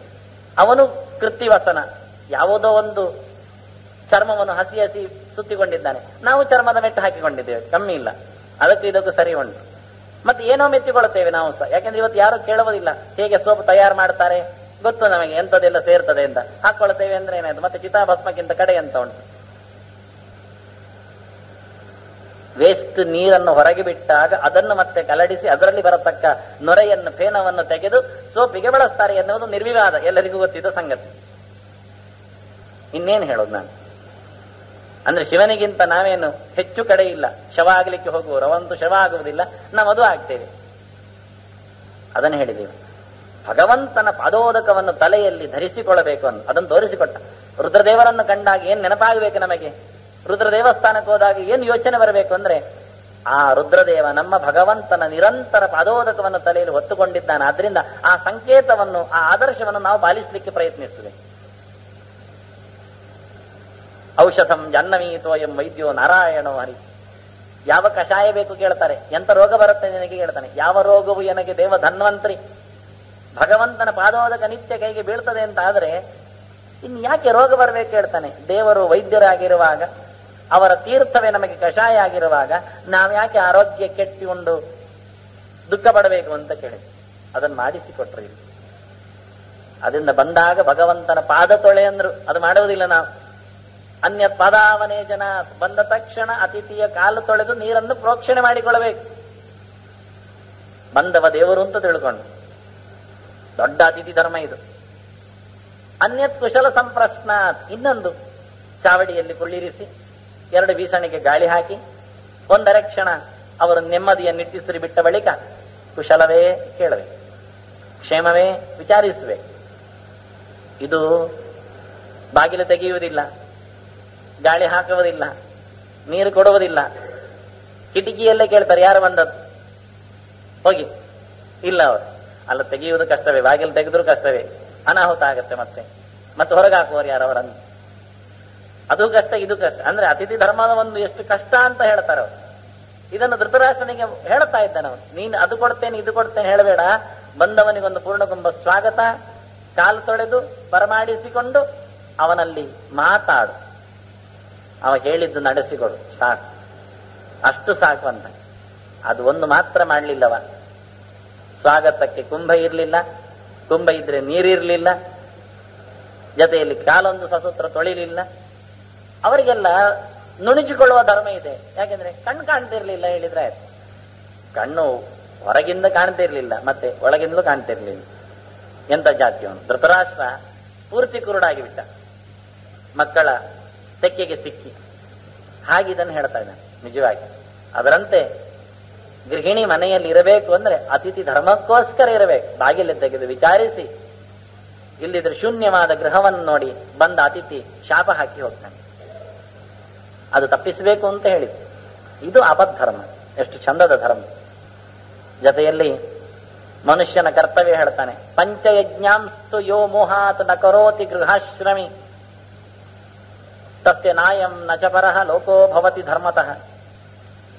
ಯಾರು ಪಂಚಯಜ್ಞ ಮಾಡುವುದಿಲ್ಲ, ಮನೆ ಇದ್ದವ ಮನೆಯಲ್ಲಿದ್ದು ಅಂಥವನಿಗೂ ಇದೂ ಇಲ್ಲ ಅದೂ ಇಲ್ಲ. ಈ ಲೋಕವೂ ಸಿಗುವುದಿಲ್ಲ, ಆ ಲೋಕಕ್ಕೂ ಪರಮಾನಿಗೆ ಇಲ್ಲ. ಈಗ ಎಲ್ಲರೂ ಯೋಚನೆ ಮಾಡಿದ್ರು, ಇಲ್ಲಿ ಎಲ್ಲ ಮಾಡಿ ಆಯ್ತು ಜಾಗ ಎಕರೆಗಟ್ಟಲೆ ಎಲ್ಲ. ಇನ್ನು ಅಲ್ಲಿ ಒಂದು ಬುಕ್ಕಿಂಗ್ ಮಾಡೋ ವ್ಯವಸ್ಥೆ ಇದ್ರೆ ಮಾಡ್ತಾರೆ. ಈಗ ಸ್ವರ್ಗದಲ್ಲಿ ನನ್ನ ವಂಶದವರಿಗೆ ಅಂತ ಅಲ್ಲಿ ಒಂದು ಸಮಾಧಿ, ಇಲ್ಲಿ ಎಲ್ಲ ಸಮಾಧಿ ಆಯ್ತು ಇವರದ್ದು. ಸಿಕ್ಕಿದ್ದಲ್ಲಿ ಎಲ್ಲ ಗೋಪುರ ಕಟ್ಟಿ ಆಯ್ತು, ಇನ್ನು ಅಲ್ಲಿ ಒಂದು ನೋಡುವ ಅಂತ ಅವ್ರು ಹೇಳ್ತಾನೆ. ಇಲ್ಲಿ ಮೊದಲು ಬದುಕು, ಮತ್ತೆ ನೋಡುವ ಅಲ್ಲಿ ಅಂತ. ಅದಾಗುವುದಿಲ್ಲ ಅಂತ. 5 ಯಜ್ಞ ಉಂಟು. ಯಜ್ಞ ಅಂದ್ರೆ ಮತ್ತೆ ಯಜ್ಞ ಅಂದ್ರೆ ಆರಾಧನೆ ಅಂತ ಅರ್ಥ. ಪೂಜೆ, ಯಜದೇವ ಪೂಜಾಯಾಮ್. ಆ ಪೂಜೆಯನ್ನು ಯಾವ ಬಗೆಯಲ್ಲಿ ಮಾಡ್ಬೋದು. ಅಗ್ನಿಮುಖದಲ್ಲಿ ಮಾಡಿದ್ರೆ ಅದೊಂದು ಹೋಮ ಆಗತ್ತೆ, ಹವನ ಆಗತ್ತೆ. ಪ್ರತಿಮಾ ಮುಖದಲ್ಲಿ ಮಾಡಿದ್ರೆ ಅದನ್ನು ಪೂಜೆ ಅಂತಾರೆ. ಗುರುಮುಖದಿಂದ ಮಾಡಿದ್ರೆ ಅದನ್ನು ಗೌರವ ಪಾದಪೂಜೆ ಅಂತ ಕರಿಬಹುದು. ಒಟ್ಟಾರೆ ಬೇರೆ ಬೇರೆ ಮುಖದಲ್ಲಿ ಯಜ್ಞವನ್ನು ಹೇಳ್ತಾರೆ. ಅದರಲ್ಲಿ ನಾವು ಋಣ ಹೊತ್ತು ಬಂದದ್ರಿಂದ 5 ಯಜ್ಞ ಮಾಡ್ಬೇಕಂತ. ಅಧ್ಯಾಪನಂ ಬ್ರಹ್ಮಯಜ್ಞ, ಪಿತೃಯಜ್ಞಸ್ತು ತರ್ಪಣಂ, ಹೋಮೋ ದೈವ, ಬಲಿರ್ಭೌತಃ, ನೃಯಜ್ಞ, ಅತಿಥಿ ಪೂಜನಂ. ಬಟ್ 5 ಯಜ್ಞ ಹೇಳಿದೆ. ಒಂದು ಬ್ರಹ್ಮಯಜ್ಞ, ಅದು ಋಷಿಯಜ್ಞ. ಈ ಯಜ್ಞ ಅಂದ ತಕ್ಷಣ ಮತ್ತೆ ಋಷಿಯಜ್ಞ ಅಂದ್ರೆ ಋಷಿಗಳನ್ನು ಕೊಂದು ಯಜ್ಞ ಮಾಡುವುದು ಅಂತ ಕಾಣುತ್ತೆ. ಅದಲ್ಲ. ಬ್ರಹ್ಮಯಜ್ಞ ಋಷಿಯಜ್ಞ ಅಂದ್ರೆ ಅಧ್ಯಾಪನಂ, ಓದುವುದು. ಓದುವುದು ಅಂದ್ರೆ ಅದು ದೊಡ್ಡ ಯಜ್ಞ ಅಂತಾರೆ, ಮೊದಲು ಮಾಡಬೇಕಂತಾರೆ. ಅದು ಋಷಿಯಜ್ಞ. ಋಷಿ ಋಣ ಪರಿಹಾರಕ್ಕೆ ನಾವು ಜ್ಞಾನಿಗಳಿಂದ ಬೇಕಾದಷ್ಟು ಸೊತ್ತನ್ನು ಹೊತ್ತು ತಂದಿದ್ದೇವೆ, ಅದನ್ನು ಮತ್ತೊಬ್ಬರಿಗೆ ಕೊಡಬೇಕು. ಇವನು ಮತ್ತಷ್ಟು ಸಂಪಾದನೆ ಮಾಡಬೇಕು ಅದನ್ನು. ಯಾಕೆಂದ್ರೆ ಆಚಾರ್ಯಾತ್ ಪಾದಮಾದತ್ತೆ ಅಂತ. ಕಾಲು ಭಾಗ ಸಿಗುವುದು ಗುರುಗಳಿಂದ ಮಾತ್ರ. ಪಾದಂ ಶಿಷ್ಯ ಸ್ವಮೇಧಯ, ಅವನು ಕಾಲದಕ್ಕೆ ಕೂಡಿಸಬೇಕು ತನ್ನದೇ ತಲೆಶಕ್ತಿಯಿಂದ. ಪಾದಂ ಸಬ್ರಹ್ಮಚಾರಿಭ್ಯ, ಒಟ್ಟು ಕೂಡಿದವರ ಜೊತೆಯಲ್ಲಿ ಗುದ್ದಾಡಿ ಸ್ವಲ್ಪ ಕಾಲ ಸಂಪಾದನೆ ಮಾಡಬೇಕು. ವಿಷಯ ಮೈಕೈಯಲ್ಲ, ತಲೆ ತಲೆ ಜಪ್ಪಿಸಿಕೊಂಡು ಕಡೆಗೆ ಪಾದಂ ವ್ಯಾಖ್ಯಾನ ಕೌಶಲಾತ್. ಈ ಮುಕ್ಕಾಲ ಭಾಗ ಒಟ್ಟಾದಾಗ ಮತ್ತೊಬ್ಬರಿಗೆ ಹೇಳಲಿಕ್ಕೆ ಶುರು ಮಾಡಬೇಕು. ಹೇಳಿ ಹೇಳಿ ಹೇಳಿ ತುಂಬುತ್ತದೆ ಕಡೆಗೆ, ಇಡೀ ಆಗುವುದಾಗ. ಇಲ್ಲದಿದ್ರೆ ಇದ್ದದ್ದು ಹೋಗ್ತದೆ. ಅದಕ್ಕೆ ಹೇಳಲಿಕ್ಕೆ ಕಲಿಯಂತ. ಹಿಂದಿನ ಕಾಲದಲ್ಲಿ ಒಂದಿತ್ತು ಕತೆ. ಗುರುಕುಲಕ್ಕೆ ಬಂದ್ರೆ ಪಾಠ ಹೇಳಿ ಅಂದ್ರೆ, ನಾ ಪ್ರವಕ್ತರೇ ಪ್ರಬ್ರೂಯ ಇತ್ಯಾಚಾರ್ಯ ಇತ್ಯಾಚಾರ್ಯ. ಹಿಂದೆ ಹೇಳದವನಿಗೆ, ಅನುವಾದ ಮಾಡದವನಿಗೆ, ಹೇಳಲಿಕ್ಕೆ ಬಾರದವನಿಗೆ ಹೇಳಬೇಡ ಅಂತಾರೆ. ದೊಡ್ಡ ಕಷ್ಟದ ಪಚೀತಿ ಅದು. ಸುಮ್ಮನೆ ಯಾಕೆ ಹೇಳ್ಬೇಕು ನಾನು ತಲೆ ಖರ್ಚು ಮಾಡಿ? ನೀನು ಈ ಕಿವಿಯಿಂದ ಕೇಳಿ ಆ ಕಿವಿಯಿಂದ ಬಿಡ್ಲಿಕ್ಕ? ಒಂದ್ಸತಿ ತಲೆ ಪರೀಕ್ಷೆ ಮಾಡಿದ್ರಂತೆ. ಸುಮ್ಮನೆ ಹೇಳಿರ್ತಾನೆ, ಯಾಕೆ ನಿಮ್ಗೆ ಇನ್ನೊಬ್ರಿಗೆ ಹೇಳಲಿಕ್ಕಾದ್ರೂ ಬೇಕಲ್ಲ. ಇದು ಹೇಳದಿದ್ದು ಅದು ಹೇಳಿ. 3 ತಲೆ ಉಂಟಂತೆ ಒಟ್ಟಿಗೆ, ಚಂದದ್. ಒಂದ್ ತಲೆ ಹೇಗಿರ್ತದೆ ಅಂದ್ರೆ, ಅದೊಂದು ಪರೀಕ್ಷೆ ಮಾಡಿದ ಲ್ಯಾಬೊರೇಟರಿಯಲ್ಲಿ ತಲೆ ಬುರುಡೆ ಇಟ್ಟುಕೊಂಡು. ಮತ್ತೆ ನೀವು ಹೋಗಿ ಪರೀಕ್ಷೆ ಮಾತ್ರ ಮಾಡಬೇಡಿ ಯಾರದ್ದು. ಆ ಕಿವಿಗೆ ಒಂದು ಕಲ್ಲು ಹಾಕಿದ್ರು, ಈ ಕಿವಿಯಲ್ಲಿ ಬಂತು. ಒಂದು ತಲೆ ಬುರುಡೆ ತೆಗೆದಿತ್ತು. ಇನ್ನೊಂದು ಕವಾಟಿ ತೆಗೆದ್ರು, ಅದಕ್ಕೆ ಕಿವಿ ಕಲ್ಲು ಹಾಕಿದ್ರು, ಅದು ಬಾಯಿಯಿಂದ ಬಂತು, ಅದಾಗಿ ತೆಗೆದಿತ್ತು. ಮತ್ತೊಂದು ಕವಾಟಿ ತೆಗೆದ್ರು, ಅದಕ್ಕೆ ಕಿವಿಯಿಂದ ಕಲ್ಲು ಹಾಕಿದ್ರು, ಅದು ಕುತ್ತಿಗೆಯ ಜಾಗದಿಂದ ಕೆಳಗೆ ಬಿತ್ತು. ಇದು ಫಸ್ಟ್ ಕ್ಲಾಸ್ ಮಂಡೆ, ಕೇಳ್ತದೆ, ಅರಗಿಸಿಕೊಳ್ಳುತ್ತದೆ. ಎರಡನೇದು ಸೆಕೆಂಡ್ ಕ್ಲಾಸ್ ಮಂಡೆ, ಕೇಳ್ತದೆ, ಬಡ ಬಡ ಬಾಯಲ್ಲಿ ಹೇಳಿ ಬಿಡ್ತದೆ. ಅದು ನಮ್ಮ ಸಾಮಾನ್ಯ ಹೆಂಗಸರ ಮಂಡೆ. ಅದು ಕೇಳ್ತದೆ, ಇನ್ನೊಬ್ಬರಿಗೆ ಹೇಳ್ತದೆ. ಅಲ್ಲ, ಸಾಮಾನ್ಯ ಅಂದಿದ್ದೇನೆ, ಅದರಲ್ಲಿ ಅಸಾಮಾನ್ಯ ಸ್ತ್ರೀಯರಿದ್ದಿರಬಹುದು. ಒಟ್ಟಾರೆ ಉದಾಹರಣೆ ಕೊಡ್ತೇನೆ ಅಷ್ಟೇ, ಅದನ್ನು ಸೀರಿಯಸ್ ತಗೊಳ್ಬೇಕು. ಮತ್ತೊಂದುಂಟು, ಕೇಳುತ್ತದೆ, ಬಿಡ್ತದೆ. ಅದು ಯಾರು ಹೇಳುವ? ಗಂಡಸರ ಮಂಡೆ ಹೇಳುವನ? ಯಾಕೆ ಅವರು ಅಷ್ಟು ಹೇಳುದು? ಯಾರಿಗೆ ಹೇಳಿ ಅವ್ರು ಪುರುಸೋತಿಲ್ಲ ಹೇಳಲಿಕ್ಕೆ. ಹೆಂಗಸರಾದ್ರೂ ಪಕ್ಕದ ಮನೆಯವರನ್ನಾದ್ರೂ ಕರೆದು ಹೇಳ್ತಾರೆ, ನೋಡಿ ಹೀಗೆ ಹೇಳಿದ್ರು ಅಂತ. ಇವರು ಮುಗಮ್ಮಾಗಿ ಯಾರಿಗೆ ಹೇಳೋದಿಲ್ಲ, ಇಲ್ಲಿಂದ ಹೋಗುವಾಗಲೇ ಹೊರಟು ಹೋಗ್ತದೆ ಅದು. ಹೀಗೆ 3 ಮಂಡೆ. ಈಗ 4ನೇದೊಂದು ಶುರುವಾಗಿದೆ, ಲ್ಯಾಬೊರೇಟರಿ ಇಲ್ಲದ್ದು ನಾನು ನೋಡಿದ್ದದು. ಅದು ಕಾಲೇಜ್ ಹೀರೋಸ್ ಮಂಡೆ. ಅದೇನಂದ್ರೆ, ಕೇಳುತ್ತದೆ ಆದ್ರೆ ಇಲ್ಲಿ ಬಿಡ್ತದಲ್ಲ, ಇಲ್ಲಿ ಬೂಮರ್ಯಾಂಗ್ ವಾಪಸ್ ಹೋಗ್ತದೆ ಟಕ ಅಂತ ವಿಚಿತ್ರ ಮಂಡೆ ಸೃಷ್ಟಿಯಾಗಿದೆ. ಈಗ ಕೇಳುವುದೇ ಇಲ್ಲ, ಅದಕ್ಕೆ ಭಯಾನಕ. ಕಿವಿ ಎನ್ನುವ ಒಂದು ವಸ್ತು ಇದ್ರೆ ಅದು ಕೇಳುವುದು ಅಂತ ಆಗಿದ್ರೆ, ಇವತ್ತು ಕಿವಿ ಎನ್ನುವುದು ಇದೆ, ಕೇಳುವುದು ಎನ್ನುವುದು ಇಲ್ಲ. ಕಾಲು ಎನ್ನುವುದು ಇದೆ, ಹೋಗ್ಲಿಕ್ಕಿಲ್ಲ ಅಂತ ಆದ್ರೆ ಯೋಚನೆ ಮಾಡಿ. ಹುಟ್ಟಿದಂದಿನಿಂದ ಆ ಮಗುವನ್ನು ನಾವು ವಿಮಾನದಲ್ಲಿಯೋ ಅಥವಾ ಟ್ರೈಲರ್ ಅಲ್ಲಿಯೋ ಇಟ್ಟುಕೊಂಡು ಟ್ರಾಲಿ ಕುರ್ಚಿಯಲ್ಲಿ ಇಟ್ಟುಕೊಂಡು ಅದನ್ನು ಕೆಲಸ ಮಾಡಿಸಿದ್ರೆ ಒಂದಿನ ಕಾಲಿಗೆ ನಡೆಯುವ ಕಸುವು ನಿಲ್ಲತ್ತೆ. ಇವತ್ತು ಕಂಪ್ಯೂಟರ್ ಎದುರು ಗುಮ್ಮನಾಗಿ ಕೂತುಕೊಂಡು ಮಾತೇ ಇಲ್ಲದಿದ್ದಾಗ ಬರೇ ಮೌನದಿಂದ ಸಂಕೇತ ಕಳಿಸಿಕೊಟ್ಟಾಗ ಒಂದು ದಿನ ಬಾಯಿ ಮಾತಾಡುವುದು ನಿಲ್ಲಿಸ್ತದೆ, ಬರೇ ತಿನ್ನುವುದು ಮಾತ್ರ ಮಾಡ್ತದೆ. ಅದು ಬಿಡುವುದಿಲ್ಲ. ನೀನು ತಿನ್ನುವುದು ನಿಲ್ಲಿಸಿ ಏನಾದ್ರು ಮಾಡುತ್ತೆ, ಅದೊಂದಾಗೋದಿಲ್ಲ. ತಿನ್ನತ್ತೆ, ಮಾತಾಡುವುದಿಲ್ಲ. ಹೀಗೆಲ್ಲ ಆಗುವ ಸಂಭವ ಉಂಟು. ಈಗ ಅದೇ ಆಗ್ತಾ ಇದೆ. ಕಾಲೇಜುಗಳಲ್ಲಿ ತಲೆ ಇದೆ, ಕಿವಿ ಇದೆ, ಕೇಳುವುದೇ ಇಲ್ಲ, ಒಳಗೆ ಹೋಗುವುದೇ ಇಲ್ಲ.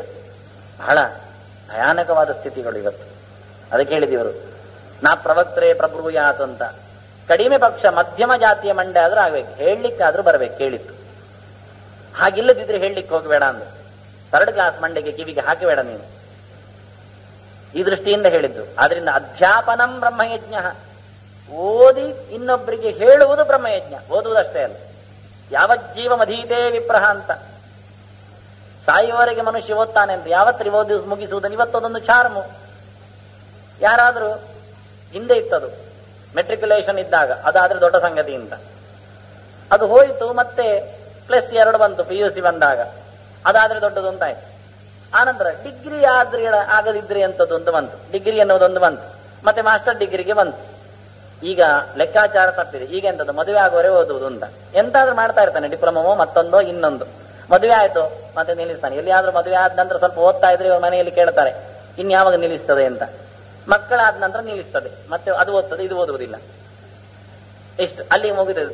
ಕಡೇ ಪಕ್ಷ ಅಂದ್ರೆ ಮಕ್ಕಳು ಓದ್ಲಿಕ್ಕೆ ಹೋಗುವವರೆಗೆ ಓದ್ತಾನೆ, ಆನಂತರ ಇವ ಓದುವುದಿಲ್ಲ, ನಿಲ್ಲಿಸಿಬಿಡ್ತಾನೆ. ಇವ್ರು ಹೇಳ್ತಾರೆ ಯಾವ ಜೀವಮಧೀತೇ ವಿಪ್ರಹ ಅಂತ. ಚಿಂತನಶೀಲ ತಲೆ ಇದ್ದವ ಯಾವತ್ತಿನವರೆಗೆ ಹೋಗ್ಬೇಕು ಅಂದ್ರೆ, ಯಾವತ್ತಿನವರೆಗೆ ತಲೆ ಇರ್ತದೋ ಆವತ್ತಿನವರೆಗೆ ಓದ್ಬೇಕು. ತಲೆ ಇರುವುದೇ ಓದ್ಬೇಕು. ಸಂಗ್ರಹಕ್ಕೆ ಆದಷ್ಟು ಚಿಂತನಶೀಲನಾಗಿ ಬದುಕು. ಅಧ್ಯಾಪನಂ ಬ್ರಹ್ಮಯಜ್ಞ ಪಿತೃಯಜ್ಞಸ್ತು ತರ್ಪಣಂ. ಅದರಿಂದ ಇದು ಋಷಿಋಣ ಪರಿಹಾರಕ್ಕೆ. ನೀನು ತಿಳಿದುಕೊಂಡು ಬಂದದ್ದನ್ನು ಇನ್ನೊಬ್ಬರಿಗೆ ಧಾರೆ ಎರೆದು ಹೋಗುವುದರಿಂದ ಆ ವಿಚ್ಛೇದ ಆಗುವುದಿಲ್ಲ, ಜ್ಞಾನ ಸತ್ರದ್ದು. ಇದರಿಂದಾಗಿ ನೀನು ಋಷಿಋಣ ಪರಿಹಾರ ಮಾಡಿದೆ ಅಂತ ಆಗತ್ತೆ. ಅವರು ಕಷ್ಟಪಟ್ಟು, ಯಾಕೆಂದ್ರೆ ಒಂದು ಗ್ರಂಥದಲ್ಲಿ ಬರೆದಿದ್ದಾರೆ ತಾಡವಾಲೆಯಲ್ಲಿ. ತಾಡವಾಲೆ ನೀವು ನೋಡಿದ್ದೀರಿ, ಪಾಮ್ಲಿಫ್ ಮ್ಯಾನುಸ್ಕ್ರಿಪ್ಟ್ಸ್. ಅದನ್ನು ಬರೀಲಿಕ್ಕೆ ಭಾರಿ ಶ್ರಮ ಇದೆ. ಬಗ್ಗಿ ಬರಿಬೇಕು, ಒತ್ತಿ ಬರಿಬೇಕು. ಅವ ಕಡೆಗೆ ಬರೆದಿದ್ದಾನೆ, ಈ ಪುಸ್ತಕ ನಾನು ಭಾರಿ ಕಷ್ಟಪಟ್ಟು ಬರೆದಿದ್ದೇನೆ. ಎಷ್ಟು ಕಷ್ಟಪಟ್ಟು ಅಂದ್ರೆ, ನಾನು ಬಗ್ಗಿ ಬರೆದು ಓದ್ಲಿಕ್ಕೆ ಹೋಗಿ ನನ್ನ ಬೆನ್ನು ಬಗ್ಗಿತ್ತು, ಬೆನ್ನಿನಲ್ಲಿ ಒಂದಿಷ್ಟು ದೊಡ್ಡ ಬಾವು ಎದ್ದಿತ್ತು.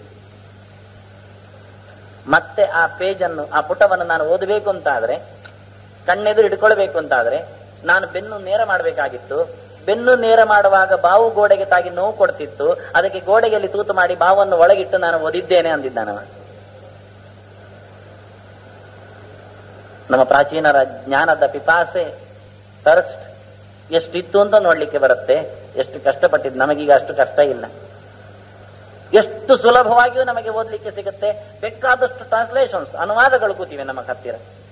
ಯಾವ ಭಾಷೆಯಲ್ಲಿ, ಎಷ್ಟು ಸಣ್ಣದಾಗಿಯೂ, ಯಾವ ಬಗೆಯಿಂದಾದರೂ ಅರ್ಥ ಮಾಡಿಕೊಳ್ಳುವಷ್ಟು ವಿಪುಲ ಸಾಹಿತ್ಯ ಅವಕಾಶ ನಮ್ಮ ಕೈಯಲ್ಲಿದೆ.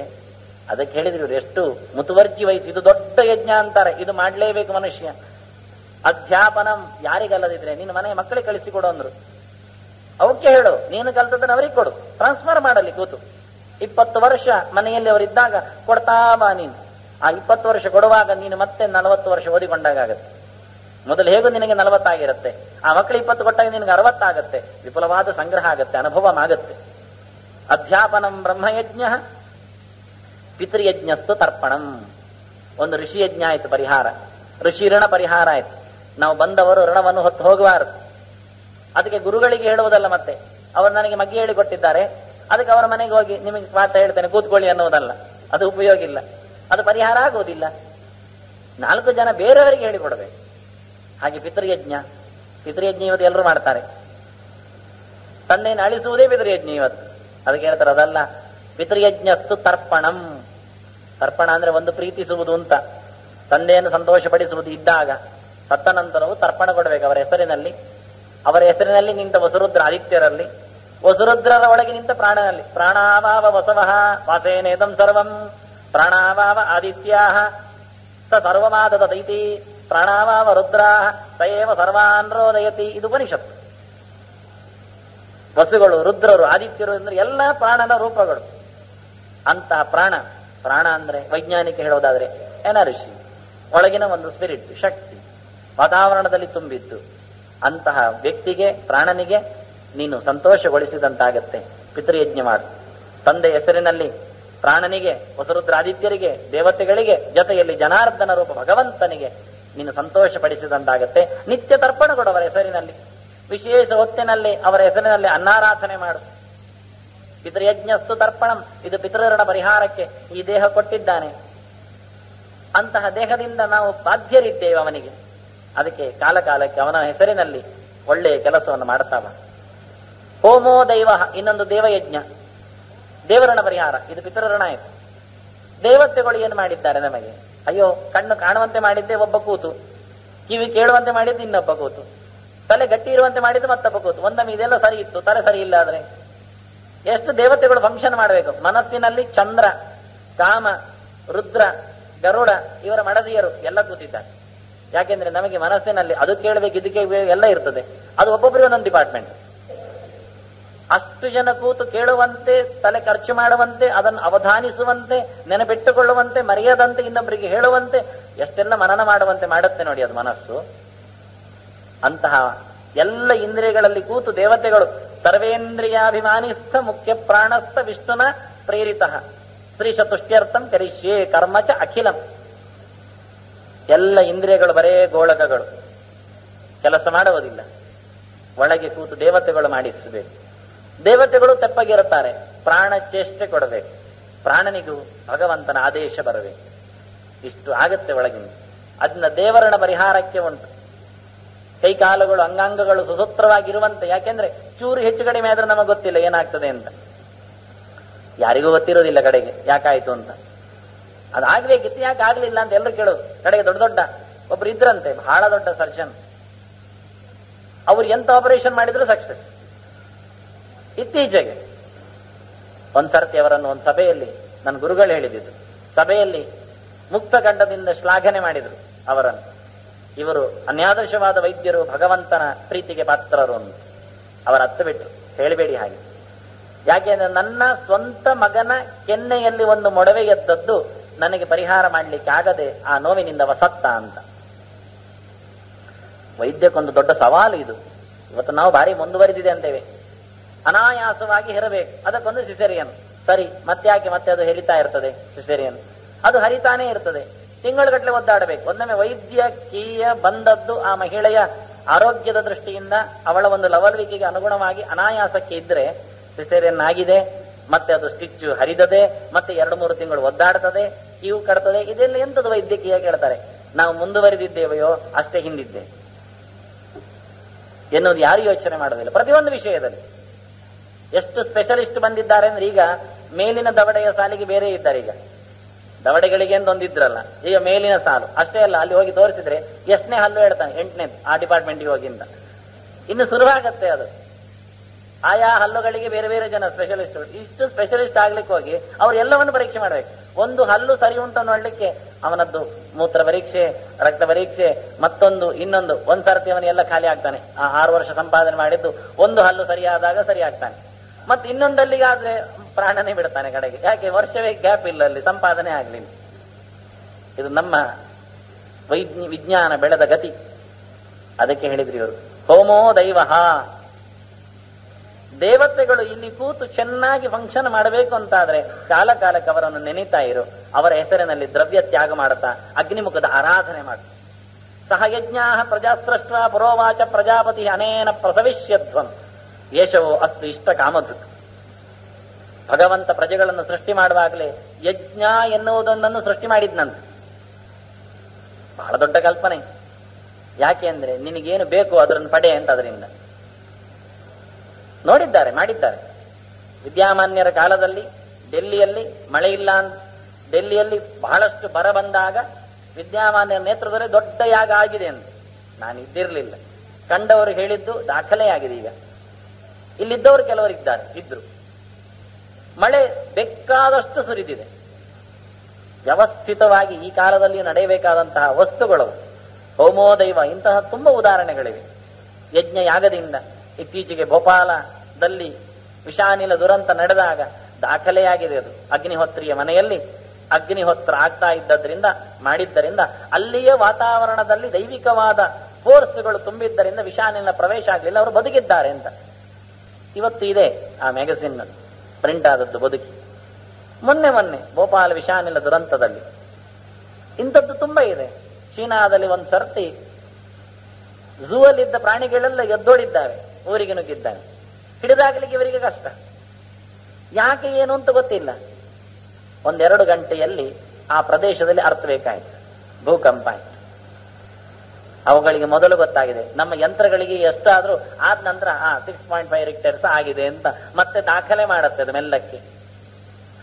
ನಮ್ಮ ಸೆಟಲೈಟ್ ನ್ಯೂಸ್ಗಳು ಹಾಗೆ ಕೆಲವೊಮ್ಮೆ ಇವತ್ತು ಸಾಧಾರಣದಿಂದ ಭಾರಿ ಮಳೆ ಆಗ್ತದೆ, ಎಲ್ಲಿ ಅಳಬೇಕು, ಅಳುವಾಗ ಆಗ್ಬೇಕು ಅದು ಮಳೆ ಅಷ್ಟೇ. ಅದಕ್ಕೆ ಕಂಸ ಹೇಳಿದ್ದ, ಅವನಿಗೆ ಕೊಲ್ತದೆ 8ನೇ ಗರ್ಭ ಅಂದಾಗ 8ನೇ ಗರ್ಭವು ಕೈ ಮೀರಿದಾಗ ಪುಸ್ಕ ಅಂತ ಹಾರಿ ಹೋದಾಗ ಅದು ಬೇರೆ ಕಡೆ ಹುಟ್ಟಿದೆ ಅಂತ ಹೇಳುವಾಗ ಒಂದು ಮಾತು ಹೇಳಿಬಿಟ್ಟ, ದೈವಮಪ್ಯನೃತಂ ಭಕ್ತಿ ನ ಮರ್ತ್ಯ ಏವ ಕೇವಲಂ. ನಾನು ಯೋಚನೆ ಮಾಡಿದ್ದೆ ಮನುಷ್ಯರು ಮಾತ್ರ ಸುಳ್ಳು ಹೇಳುವುದು ಅಂತ, ಇಲ್ಲ ದೇವತೆಗಳು ಹೇಳ್ತಾರೆ ಅಂದ. ಎಂತಹ ಚಂದದ ಒಂದು ಡೈಲಾಗುಗಳು ನೋಡಿ. ನಾವು ಕೈ ಹಾಕ್ಲಿಕ್ಕೆ ಹೋದ್ರೆ ಪುರಾಣ ನಮ್ಮನ್ನು ಎಲ್ಲಿಯೋ ಹೋಯ್ತದೆ ಕಡೆಗೆ. ಯಾರು ಯೋಚನೆ ಮಾಡ್ಲಿಕ್ಕಿಲ್ಲ ಹೇಳುವುದು. ಇದು ಕಂಸ ಹೇಳಿದ್ದು, ದೈವಮಪ್ಯನೃತಂ ಭಕ್ತಿ ನ ಮರ್ತ್ಯ ಏವ ಕೇವಲಂ. ಅಂದ್ರೆ ಮನುಷ್ಯ ಸುಳ್ಳು ಹೇಳೋದು ಏನೋ ದಾಖಲೆ ಆಗಿತ್ತು ಮೊದಲೇ, ಇದರಿಂದ ಅದೊಂದು ಸಿದ್ಧ ಆಯ್ತು. ಹಾಗೆ ಅಂದ್ರೆ ಅವರು ಹೇಳಿದ್ದು ಸುಳ್ಳಿನಂತಹ ಸತ್ಯ ಅಷ್ಟೇ, ಅದು ಗೊತ್ತು ನಮಗೆ. ಆದ್ರೆ ಇವನಿಗೆ ಗೊತ್ತಾಗ್ಲಿಲ್ಲ, ಇವನು ಅಷ್ಟೇ ಪಂಡಿತ. ಹಾಗೆ ಮನುಷ್ಯರು ಸುಳ್ಳು ಹೇಳ್ತಾರೆ, ಅದು ಸತ್ಯದಂತದ್ದೇ, ಗೊತ್ತಾಗುವುದಿಲ್ಲ ಅಷ್ಟೇ. ಅದು ಮುಂದಕ್ಕೆ ನೋಡುವ. ಆಪದ್ಧರ್ಮದಲ್ಲಿ ಅದರ ಚಿಂತನೆಯನ್ನು ಮಾಡ್ತಾರೆ, ಮೋಕ್ಷ ಧರ್ಮದಲ್ಲಿ ಎಲ್ಲ ಭೀಷ್ಮರೇ. ಹೋಮೋ ದೈವ, ದೇವತೆಗಳ ಆರಾಧನೆಯನ್ನು ಕಾಲ ಕಾಲಕ್ಕೆ ಅಗ್ನಿಮುಖದಿಂದ ಮಾಡುವ ಮೂಲಕ ನೀನು ಶಕ್ತಿಯನ್ನು ಪಡೆಯುತ್ತೀಯ. ಯಾಕೆಂದ್ರೆ ಅಗ್ನಿಯ ಶೇಷ ಏನುಂಟು ಪ್ರಸಾದ, ಅದನ್ನು ಸ್ವೀಕಾರ ಮಾಡುವುದರಿಂದ ಅವನಲ್ಲಿ ಒಳ್ಳೆಯ ಚೈತನ್ಯ ಉಂಟಾಗ್ತದೆ. ದಶರಥನಿಗೆ ಮಕ್ಕಳು ಹುಟ್ಟಿದ್ದೇ ಅಗ್ನಿಶೇಷದಿಂದ, ದ್ರೌಪದಿ ಮೇಲೆ ಬಂದದ್ದೇ ಅಗ್ನಿಕುಂಡದಿಂದ. ನಿಧಾನ ಮಾಡಿದಾಗ ಮಡದಿ ಅಗ್ನಿಯಲ್ಲಿ ಆಹುತಿ ಕೊಟ್ಟು ಮಗುವನ್ನು ಪಡೆದಿದ್ದ. ಎಲ್ಲವೂ ಆಗತ್ತೆ, ಆಗದೇ ಇರುವಂತದ್ದು ಅಂತ ಇಲ್ಲ, ಮಾಡ್ಲಿಕ್ಕೆ ಬರುವುದಿಲ್ಲ ನಮ್ಮಲ್ಲಿ ಅಷ್ಟೇ. ತಂತ್ರಗಾರಿಕೆ ಕಮ್ಮಿ ಇದೆ. ಬಲಿರ್ಭೌತಃ, ಇನ್ನೊಂದು ಭೂತಯಜ್ಞ ಅಂತ ಇದೆ. ಭೂತಯಜ್ಞ ಅಂದ್ರೆ ಮತ್ತೆ ಚಿಲ್ಲರೆ ಪಲ್ಲರೆ ಭೂತಗಳು ಅಲ್ಲ. ಭೂತಗಳು ಅಂದ್ರೆ ಸಕಲ ಪ್ರಾಣಿಗಳು, ಅವುಗಳಿಗೆ ಒಂದಿಷ್ಟು ಬಲಿ ಹಾಕು ಅಂದ್ರೆ. ಬಲಿ ಅಂದ್ರೆ ಒಂದಿಷ್ಟು ತಿನ್ಲಿಕ್ಕೆ, ವಾಯಸ ಬಲಿ, ಕಾಗೆಗೊಂದಿಷ್ಟು, ಗೋಗ್ರಾಸ ದನಕ್ಕೊಂದಿಷ್ಟು. ಇದು ಒಂದು ರೀತಿಯಿಂದ ಫುಡ್ ಟೆಸ್ಟಿಂಗ್ ಹೌದು. ಕಾಗೆ ತಿಂದ್ರು ಗಡಗಡ ಅಂತ ನಡಗದಿದ್ರೆ ಆಹಾರ ಚೆಂದ ಉಂಟು, ಊಟ ಮಾಡಬಹುದು ಅಂತ ಅರ್ಥ. ಯಾಕೆಂದ್ರೆ ಇವತ್ತು ನಾವು ಯಾವ್ಯಾವುದೋ ಪಾತ್ರೆಯಲ್ಲಿ ಹೇಗೇಗೋ ಯಾವ್ಯಾವುದೋ ಗ್ಯಾಸ್ ಅಂಡೆಯಲ್ಲಿ ಸಿಕ್ಕಿಸಿ ತಿಂತೇವೆ. ಏನಾದ್ರೂ ಹೆಚ್ಚು ಕಡಿಮೆ ಆಗಿದ್ದರೆ ಇದು ಸಾಮಾಜಿಕವಾಗಿ ನೋಡಿಕೊಂಡ್ರು ಚಂದವೇ ಅಲ್ಲ, ಅದು ಚಂದ ಬದುಕಿತು. ಒಂದು ವಾಯಸ ಬಲಿ ಕೊಟ್ಟಾಗಾಯ್ತಲ್ಲ. ಚಿಕ್ಕ ಪ್ರಾಣಿಯನ್ನು ಬೇಗ ಸಂತೋಷ ಪಡಿಸುವ ಒಂದು ತುತ್ತು ಹಾಕುವ ಮೂಲಕ 10 ಕಾಗೆಗಳಿಗೆ ಇವತ್ತಿಲ್ಲ. ಯಾಕೆಂದ್ರೆ ಹಿಂದಿನ ಕಾಲದಲ್ಲಿ ಕಾಗೆಗೆ ಒಂದಿಷ್ಟು ಹಾಕಿದ್ರೆ ಅದು ಕಾಕ ಅಂತ ಕರೆದು ತನ್ನವರನ್ನು ಸೇರಿಸಿ ತಿಂತಿತ್ತು. ಈಗ ನಮ್ಮ ಒಟ್ಟಿಗಿದ್ದದಕ್ಕೆ ಅಭ್ಯಾಸ ಆಗಿದೆ, ಯಾರನ್ನು ಕರೀದಿಲ್ಲ, ಅದೇ ತಿಂದು ಹೋಗ್ತದೆ. ಬಲಿರ್ಭೌತಃ ನೃಯಜ್ಞ ಅತಿಥಿ ಪೂಜನಂ. ಇನ್ನೊಂದು ಮನುಷ್ಯ ಯಜ್ಞ ಮಾಡ್ಲಿಕ್ಕೆ ಉಂಟು, ಅದು ದಿನ ಮಾಡ್ತಾ ಇದ್ದೇವೆ ನಾವು. ಅದಲ್ಲ ಅತಿಥಿ ಪೂಜನಂ, ಅತಿಥಿಯನ್ನು ಕರೆದು ಮನೆಯಲ್ಲಿ ನಿಲ್ಲಿಸಿ ಕರೆಯುವುದಲ್ಲ, ಬರುವುದು. ಅತಿಥಿ ಅಂದ್ರೆ ಹಾಗೆ ಹೇಳದೆ ಕೇಳದೆ ಬರುವವ ಅಂತ. ಅವನನ್ನು ಭಗವಂತ ಬಂದಿದ್ದಾನೆ ಅಂತ ಹೇಳ್ತಾ ದೇವತೆಗಳ ಸಂತೋಷಕ್ಕೋಸ್ಕರ ಊಟ ಹಾಕಿ ಅವನನ್ನು ಮರ್ಯಾದೆ ಮಾಡಿಸಿ ಒಳ್ಳೆಯ ರೀತಿಯಿಂದ ನೋಡಿಕೊಂಡು ಕಳಿಸುವಂಥದ್ದು. ಆದ್ರಿಂದ ಅತಿಥಿ ದೇವೋಭವ ಅಂತ ಬಂದದ್ದು. ಮಾತೃ ದೇವೋಭವ, ಪಿತೃದೇವೋಭವ, ಆಚಾರ್ಯ ದೇವೋಭವ, ಅತಿಥಿ ದೇವೋಭವ. 4 ಇದು ಋಣ ಪರಿಹಾರಕ್ಕೆ ಬಂತು. ಇಲ್ಲಿ ಹೇಳಿದ್ದೆ 4 ಯಜ್ಞ. ಕಡೆಯಲ್ಲಿ ಇನ್ನೊಂದು ಸೇರಿಸ್ಲಿಕ್ಕೆ ಉಂಟು, ಸರ್ವದೇವೋಭವ ಅಂತ ಭೂತಯಜ್ಞ. ಎಲ್ಲರೂ ನಿನಗೆ ದೇವತೆಗಳೇ, ಎಲ್ಲರೂ ನಿನಗೆ ಪೂಜ್ಯರೇ, ಯಾರಿಗೂ ನೀನು ತೊಂದರೆ ಮಾಡ್ಲಿಕ್ಕಿಲ್ಲ, ಅದು ಕಡೆಯ ಧರ್ಮ. ಇದಿಷ್ಟನ್ನು ಹೇಳುವ ಮೂಲಕ ಮನುಷ್ಯ ಪಂಚಯಜ್ಞಾಂಸ್ತು ಯೋ ಮೋಹಾತ್ ನಕರೋತಿ ಗೃಹಾಶ್ರಮಿ, ಮನೆಯಂತ ಮಾಡಿಕೊಂಡು ಸವಲತ್ತು ಅಂತ ಇಟ್ಟುಕೊಂಡು ಈ 5 ಕಾಲ ಕಾಲದಲ್ಲಿ ಯಾರು ಮಾಡುವುದಿಲ್ಲ ಅವನಿಗೆ ತಸ್ಯ ನಾಯಂ ನ ಚಪರಃ ಲೋಕೋ ಭವತಿ ಧರ್ಮತಃ, ಖಂಡಿತವಾಗಿ ಅವನಿಗೂ ಇಲ್ಲೂ ಏಳಿಗೆ ಇಲ್ಲ, ಅಲ್ಲಿಯೂ ಸಿಗುವುದಿಲ್ಲ ಸುಖ. ಆದ್ರಿಂದ ಆದಷ್ಟು ಅವನವನ ಸಂಬಂಧಪಟ್ಟಷ್ಟು ಪಂಚಯಜ್ಞಗಳನ್ನು, ಋಷಿಯಜ್ಞ ಅಧ್ಯಯನ, ಜೊತೆಯಲ್ಲಿ ಪಿತೃಯಜ್ಞ ತಂದೆಗಳ ಸಂತೋಷಕ್ಕೋಸ್ಕರ ತರ್ಪಣಾದಿಗಳು, ಹಾಗೆಯೇ ಭೂತಯಜ್ಞ ಒಂದಿಷ್ಟು ಬಲಿಹರಣ, ಅತಿಥಿ ಯಜ್ಞ ಬಂದಾಗ ಸತ್ಕರಿಸಿ ಅವನನ್ನು ಆದಷ್ಟು ಸಂತೋಷಪಡಿಸುವಂತು. ಆನಂತರ ಕಾಲ ಕಾಲಕ್ಕೆ ಅಗ್ನಿಮುಖದಲ್ಲಿ ದೇವತೆಗಳ ಆರಾಧನೆ, ಈ ಪಂಚಯಜ್ಞಗಳ ಬಗ್ಗೆ ಬಹಳ ಕಡೆಯಲ್ಲಿ ವ್ಯಾಸರು ಹೇಳಿದ್ದನ್ನು ಇಲ್ಲಿ ಭೀಷ್ಮನು ಧರ್ಮರಾಜನಿಗೆ ಹೇಳಿದ್ದಾನೆ ಅಂತ ಹೇಳುತ್ತಾ, ಮತ್ತೆ ಮುಂದಿನ ಅಂದ್ರೆ ಆಪದ್ಧರ್ಮವೇ ಮುಗಿಲಿಲ್ಲ, ಮೋಕ್ಷ ಧರ್ಮ ಉಂಟು. ನಾವು ಮೋಕ್ಷಕ್ಕೆ ಹೋಗುವುದರಿಂದ ನಾಳೆ ಮೋಕ್ಷ ಧರ್ಮವನ್ನು ಮಾತಾಡಿ ಮತ್ತೆ ಯಾಕೆಂದ್ರೆ ಇಲ್ಲಿ ಕೆಲವೆಲ್ಲ ಸಂಸ್ಕಾರಗಳ ಬಗ್ಗೆ, ವಿವಾಹ ಸಂಸ್ಕಾರದಲ್ಲಿ ಹೆಣ್ಣಿನ ಪಾತ್ರ ಇವತ್ತು ಮಾತಾಡಿದ್ದೇನೆ ಸುಮಾರು ಕಾಲಗಂಟೆ. ನಗೃಹಂ ಗೃಹಂ ಇತ್ಯಾದಿ ಇಟ್ಟುಕೊಂಡು ಯತ್ರ ನಾರ್ಯಸ್ತು ಪೂಜ್ಯಂತೆ. ಅದರಿಂದ ವಿವಾಹಕ್ಕನುಗುಣವಾಗಿ ಉಪನಯನದ ಬಗ್ಗೆ ಬಂದಾಗ ಅದಕ್ಕೊಂದು ಬ್ರಹ್ಮೋಪದೇಶದ ಚಿಂತನೆ ಕೊಡುವ ಮೂಲಕ ಹೀಗೆ ಆದಷ್ಟು ಸಂಸ್ಕಾರವು ಮಧ್ಯದಲ್ಲಿ ನುಣುಚಿಕೊಂಡಿದೆ. ಮೊದಲ ಬಾರಿಗೆ ಭಗವಂತ ಚತುರ್ಮುಖನಿಗೆ ಬ್ರಹ್ಮೋಪದೇಶ ಮಾಡಿದ್ದ, ತಂದೆಯಿಂದ ಬರಬೇಕು ಅಂತ ತೋರಿಸಿಕೊಟ್ಟಿದ್ದ. ತೇನೇ ಬ್ರಹ್ಮ ಹೃದಯ ಆದಿ ಕವಯೇ ಭಾಗವತ ಹೇಳುತ್ತೆ. ಮೊದಲ ಬಾರಿಗೆ ಅತಿ ಪ್ರೀತಿಯಿಂದ ಭಗವಂತ ಚತುರ್ಮುಖನಿಗೆ ಚೊಚ್ಚಲ ಮಗುವಿಗೆ ಬ್ರಹ್ಮೋಪದೇಶ ಮಾಡಿದ. ತೇನೇ ಬ್ರಹ್ಮ ಹೃದಯ ಆದಿ ಕವಯಿ, ಅವನ ಆದಿಕವಿ ಚತುರ್ಮುಖ. ಮೊದಲು ಭಗವಂತನನ್ನು ಸ್ತೋತ್ರ ಮಾಡಿದ ಕವಿ. ನಾವು ಹೇಳುತ್ತೇವೆ ಕವಿಯಲ್ಲಿ ಆದಿ ಯಾರು ಅಂತ, ಆದಿಕವಿ ಚತುರ್ಮುಖ. ಮೊದಲು ಹುಟ್ಟಿ ಬಂದವ, ಮೊದಲು ಭಗವಂತನನ್ನು ಕಂಡು ಹೊಗಳಿದವ, ಮಾತಿನ ಬರದಲ್ಲಿ ಭಗವಂತನ ಚಿಂತನೆ ನಡೆಸಿದವ. ಅಂತಹ ಆದಿಕವಿಗೆ ಜ್ಞಾನಮೂರ್ತಿಗೆ ಭಗವಂತ ಬ್ರಹ್ಮೋಪದೇಶ ಮಾಡಿದ್ದ. ಅದರಂತೆ ಋಣ ಪರಿಹಾರಕ್ಕೆ ಅವರವರು ಕೊಡಬೇಕು ಎನ್ನುವ ದೃಷ್ಟಿಯಂತೆ ಭೀಷ್ಮ ಅವನೊಳಗಿದ್ದ ಭಗವಂತ ಧರ್ಮರಾಜನಿಗೆ, ಯಾಕೆಂದ್ರೆ ಭೀಷ್ಮನಿಗೆ ಸಾಮರ್ಥ್ಯ ಇಲ್ಲ, ಅವನ ಕಕ್ಷೆ ವಸು 18ನೇ ಕಕ್ಷೆಗೆ ಬರ್ತಾನೆ. ಧರ್ಮರಾಜ ಯಮ 12ನೇ ಮೆಟ್ಟಲಲ್ಲಿ ಇದ್ದಾನೆ. 6 ಮೆಟ್ಟಲು ಅಂತರ ಇದೆ, 6 ಕ್ಲಾಸ್ ಮುಂದೆ ಇದ್ದಾನೆ ಧರ್ಮರಾಜ. ಆದ್ರಿಂದ ಬರೇ ಈ ಕಾಲದ ಅಜ್ಜ ಅಂತ ಹೇಳಬೇಕು, ಹೇಳಲಿಕ್ಕೇನು ಕಸುವೆ ಇಲ್ಲ ಅವನಲ್ಲಿ. ಅದಕ್ಕೆ ಭಗವಂತನೇ ಕೂತು ಧರ್ಮರಾಜನಿಗೆ ಉಪದೇಶ ಮಾಡ್ತಾ ಇದೆ. ಒಟ್ಟಾರೆ ಬ್ರಹ್ಮೋಪದೇಶ ಆಗ್ತಾ ಇದೆ. ನಾವೆಲ್ಲ ಸೇರಿದ್ದೇವೆ. ಮತ್ತೆ ಇದರ ಮುಂದರಿಕೆಯನ್ನು ನಾಳೆ 7 ಗಂಟೆಗೆ ಸೇರಿದಾಗ ಚಿಂತನೆ ಮಾಡುವ ಅಂತ ಹೇಳ್ತಾ ತಮಗೆಲ್ಲ ವಂದನೆಗಳು. ಶ್ರೀಕೃಷ್ಣ ಅರ್ಪಣ.